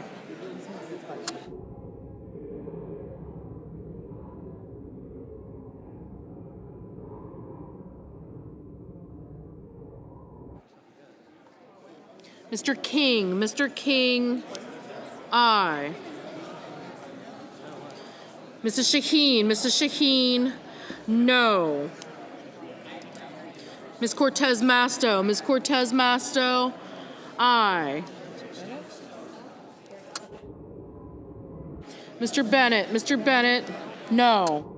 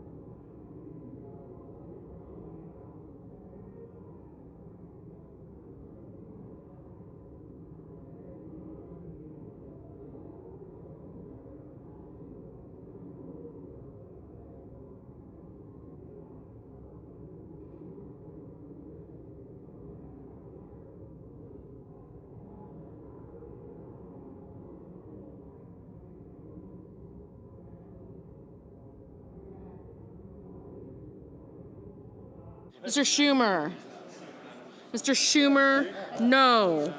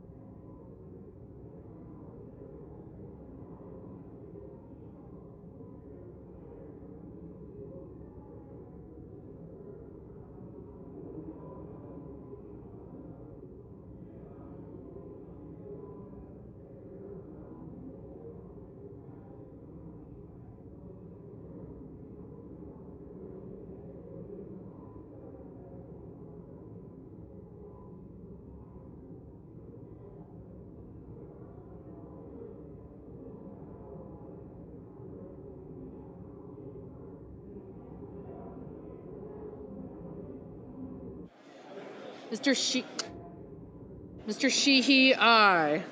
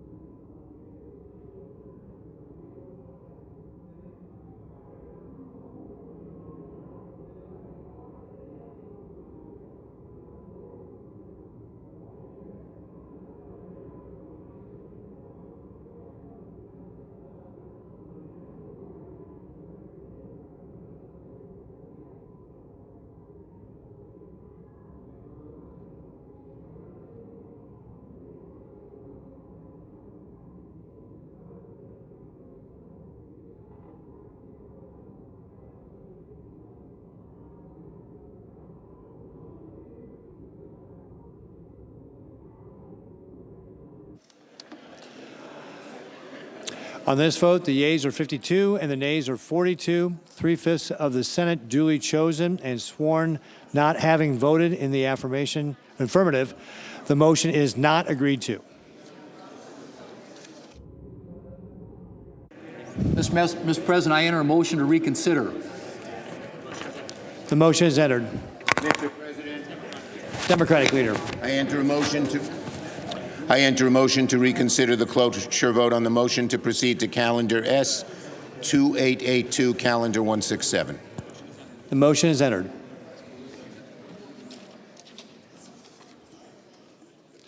The clerk will report the motion to invoke cloture.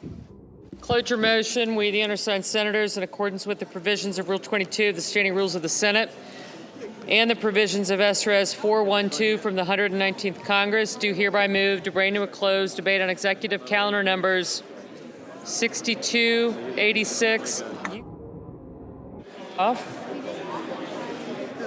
92, 126. Mr. President, I ask consent to waive the reading of the numbers. Without objection. Signed by 17 senators. With consent, the mandatory quorum call has been waived. The question is it the sense of the Senate that debate on the unblocked nominations provided for under the provisions of S.Res. 412 shall be brought to a close? The yeas and nays are mandatory under the rule. The clerk will call the roll.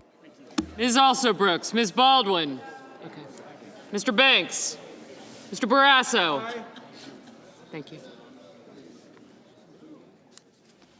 Mr. Bennett. Crapo, Cassidy. Yes, sir.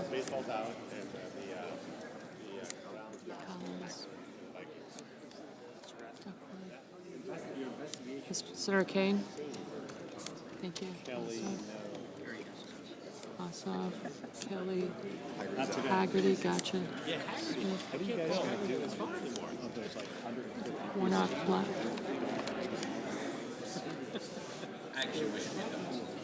I got you. I was advocating. Thank you.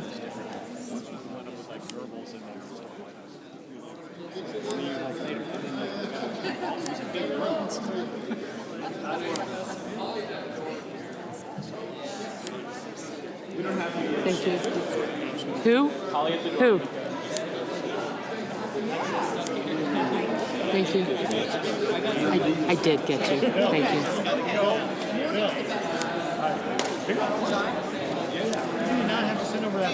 Got you both. Got you both.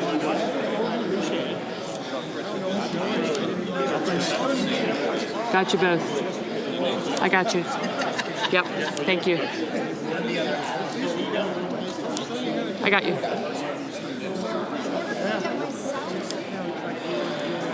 We voted for this. Yeah, you're voting for it. Thank you. Mr. Houston. Okay. You're a no. You're a no. Thank you.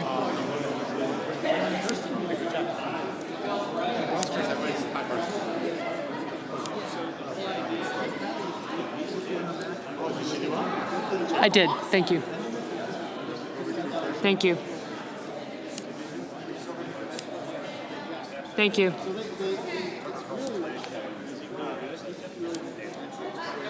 Thank you.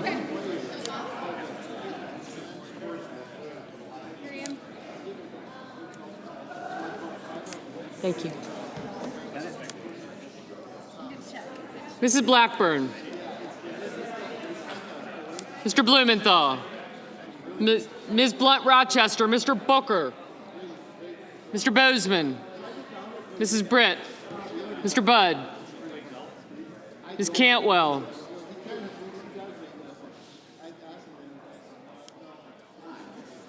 They got you.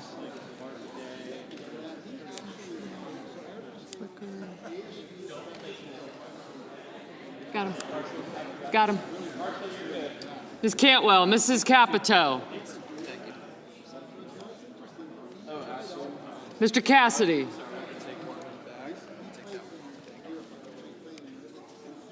Ms. Collins, Mr. Coons, Mr. Cornyn, Ms. Cortez Masto, Mr. Cotton, Mr. Kramer. You can take off if you want. Yeah, you voted already? Mr. Crapo, Mr. Cruz, Mr. Curtis. Yeah, you can work that out. Mr. Daines, Ms. Duckworth, Mr. Durbin, Ms. Ernst, Mr. Fetterman.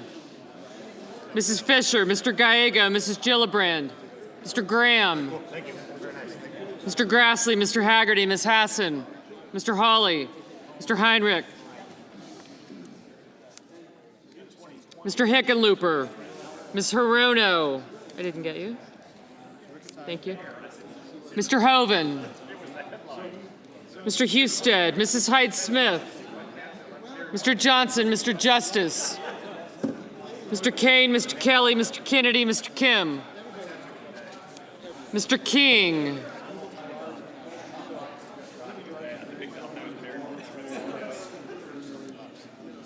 Ms. Klobuchar, Mr. Lankford,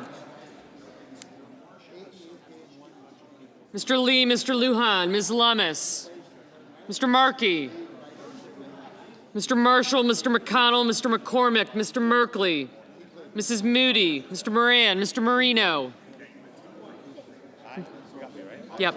Mr. Mullen, Ms. Murkowski, Mr. Murphy, Mrs. Murray, Mr. Ossoff, Mr. Padilla, Mr. Paul, Mr. Peters, Mr. Reed, Mr. Ricketts, Mr. Risch, Ms. Rosen, Mr. Rounds, Mr. Sanders, Mr. Schatz. You have me down already, right? I do. Thank you very much. You lose track. Yes.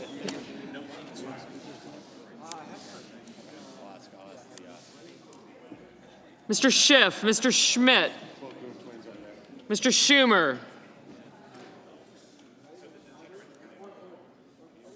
Mr. Scott of Florida, Mr. Scott of South Carolina, Mrs. Shaheen,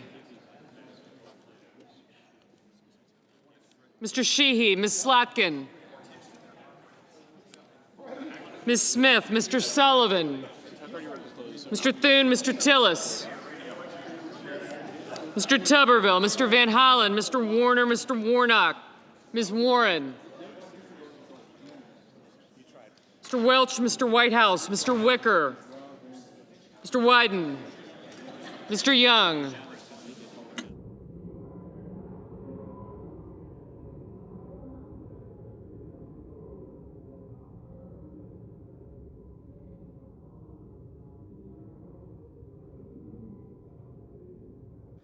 Senators voting in the affirmative: Barrasso, Bozeman, Britt, Capito, Collins, Cornyn, Cotton, Kramer, Crapo, Cruz, Daines, Ernst, Fisher, Grassley, Haggerty, Hawley, Hoven, Husted, Johnson, Justice, Lankford, Lee, Marshall, McConnell, McCormick, Moody, Moran, Marino, Mullen, Murkowski, Paul, Ricketts, Rounds, Scott of Florida, Scott of South Carolina, Sheehy, Thune, Tuberville, and Wicker. Mr. Banks, aye. Mrs. Hyde-Smith, aye. Mr. Fetterman. Senators voting in the negative: Baldwin, Bennett, Blumenthal, Blunt Rochester, Coons, Cortez Masto, Duckworth, Durbin, Fetterman, Gallego, Gillibrand, Hassan, Hickenlooper, Hirono, Kane, Kelly, Kim, King, Klobuchar, Lujan, Merkley, Murphy, Murray, Ossoff, Padilla, Peters, Reed, Sanders, Schiff, Schumer, Shaheen, Slotkin, Smith, Van Hollen, Warner, Warnock, Warren, Welch, Whitehouse, and Wyden.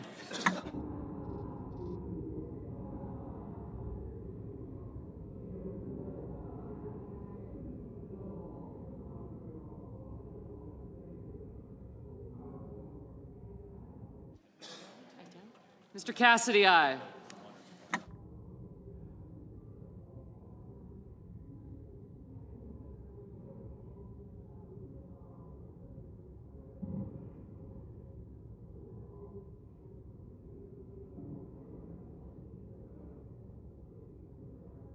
Ms. Alsobrooks, no.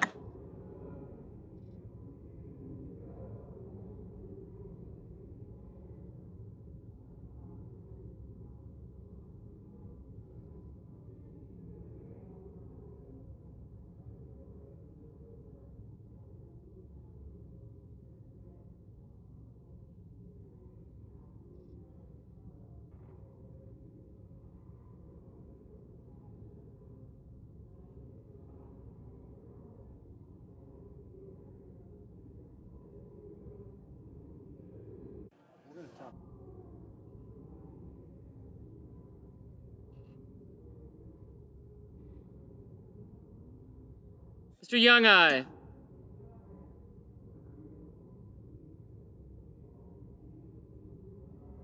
Mr. Graham, aye.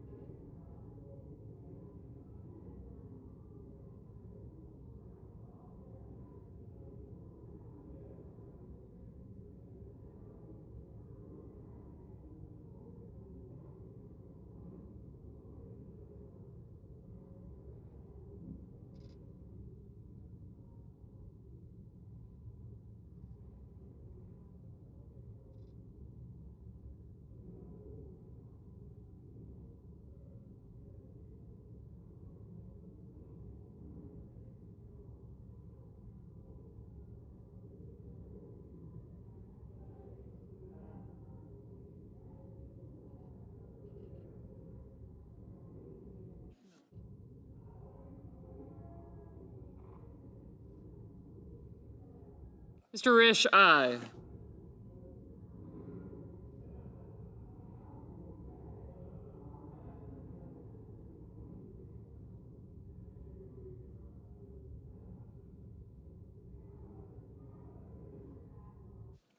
Mr. Schmidt, aye.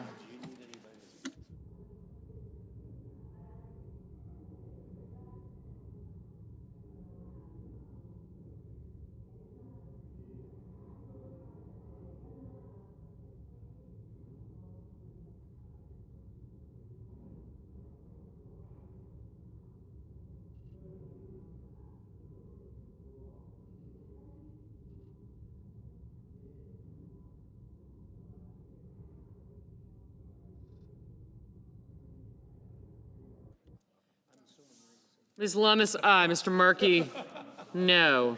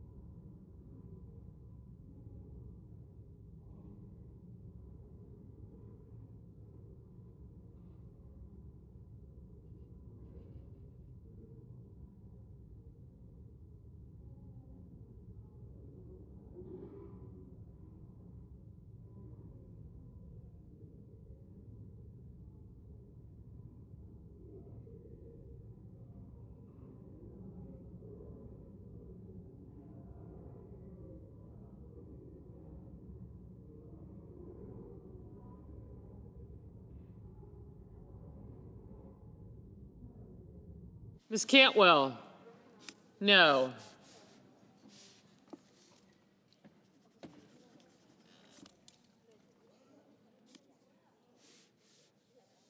Mr. Budd, aye.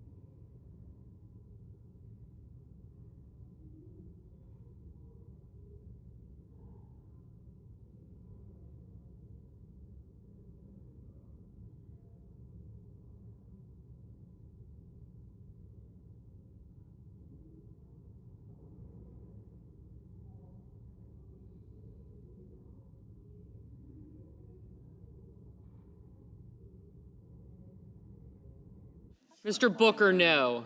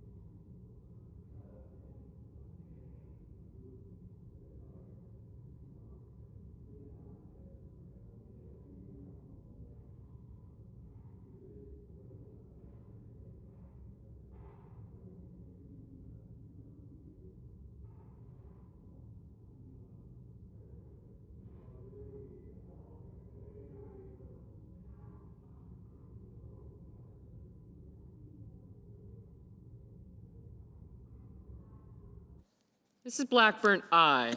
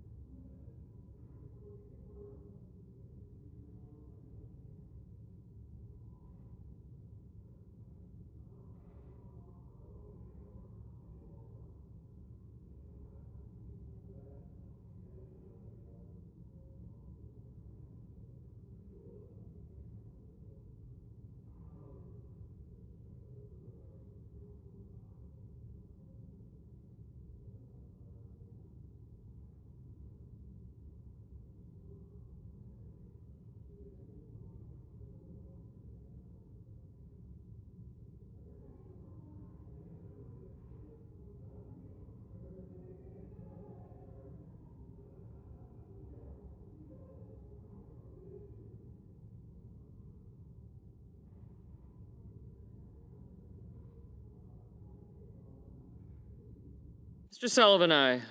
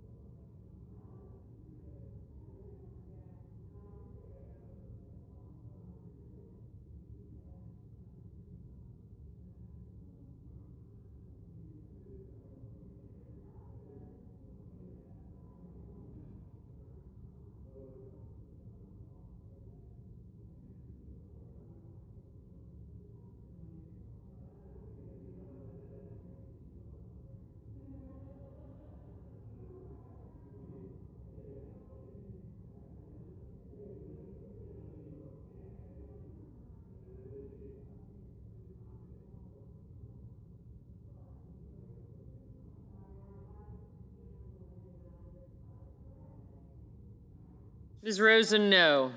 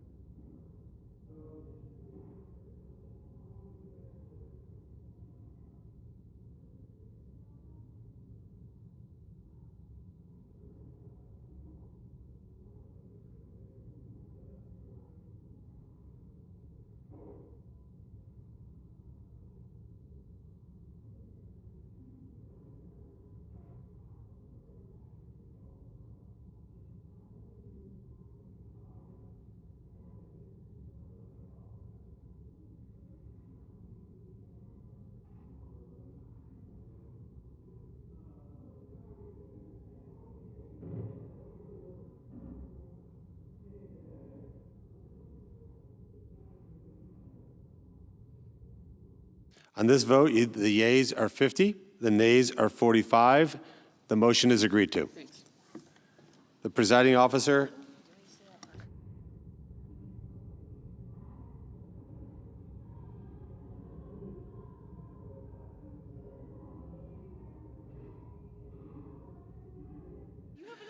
cloture having been invoked pursuant to the provisions of S. Res. 412, the nominations listed therein are pending en bloc.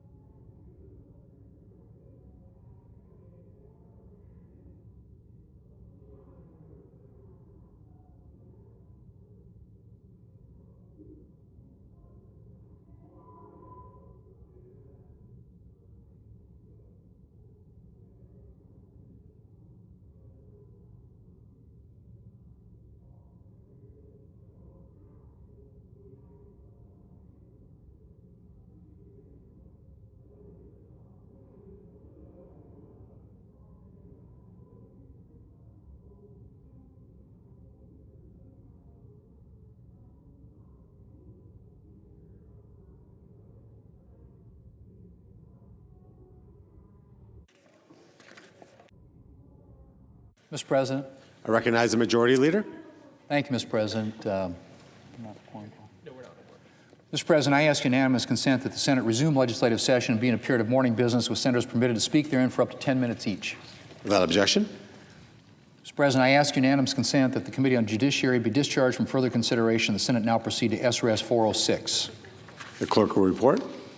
SRS 406, designating September 30, 2025 as Impact Aid Recognition Day and so forth.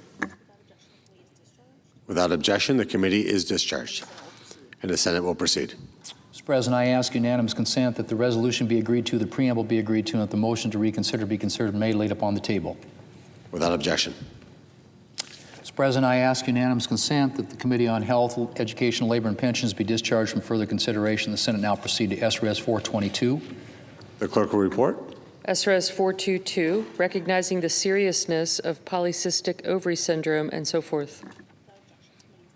Without objection, the committee is discharged, and the Senate will proceed. Mr. President, I ask unanimous consent that the resolution be agreed to, the preamble be agreed to, and the motion to reconsider be considered and made laid upon the table. Without objection. And I ask unanimous consent that the Senate now proceed to the in-block consideration of the following resolutions, which are at the desk. SRS 432, SRS 433, SRS 434, SRS 435, SRS 436, and SRS 437. Without objection, the Senate will proceed en bloc. Mr. President, I ask unanimous consent the resolutions be agreed to, the preambles be agreed to, and the motion to reconsider be considered, made, and laid upon the table, all in bloc. Without objection. And I ask unanimous consent that when the Senate completes its business today, it stand adjourned until 10 a.m. on Tuesday, October the 7th, that following the prayer and pledge, the journal proceedings be approved today, the morning hour be deemed expired, the time for the two leaders be reserved for their use later in the day, morning business be closed, and Senate proceed to executive session and resume consideration in block nominations provided for under the provisions of SRS 412 post-closure. Further, that all time during recess, adjournment, leader remarks, and morning business count post-closure on the nominations. Finally, the Senate recess from 12:30 p.m. until 2:15 p.m. to allow for the weekly conference meetings. Without objection. Mr. President, if there's no further business to come before the Senate, I ask that it stand adjourned under the previous order. The Senate stands adjourned until 10 a.m. tomorrow.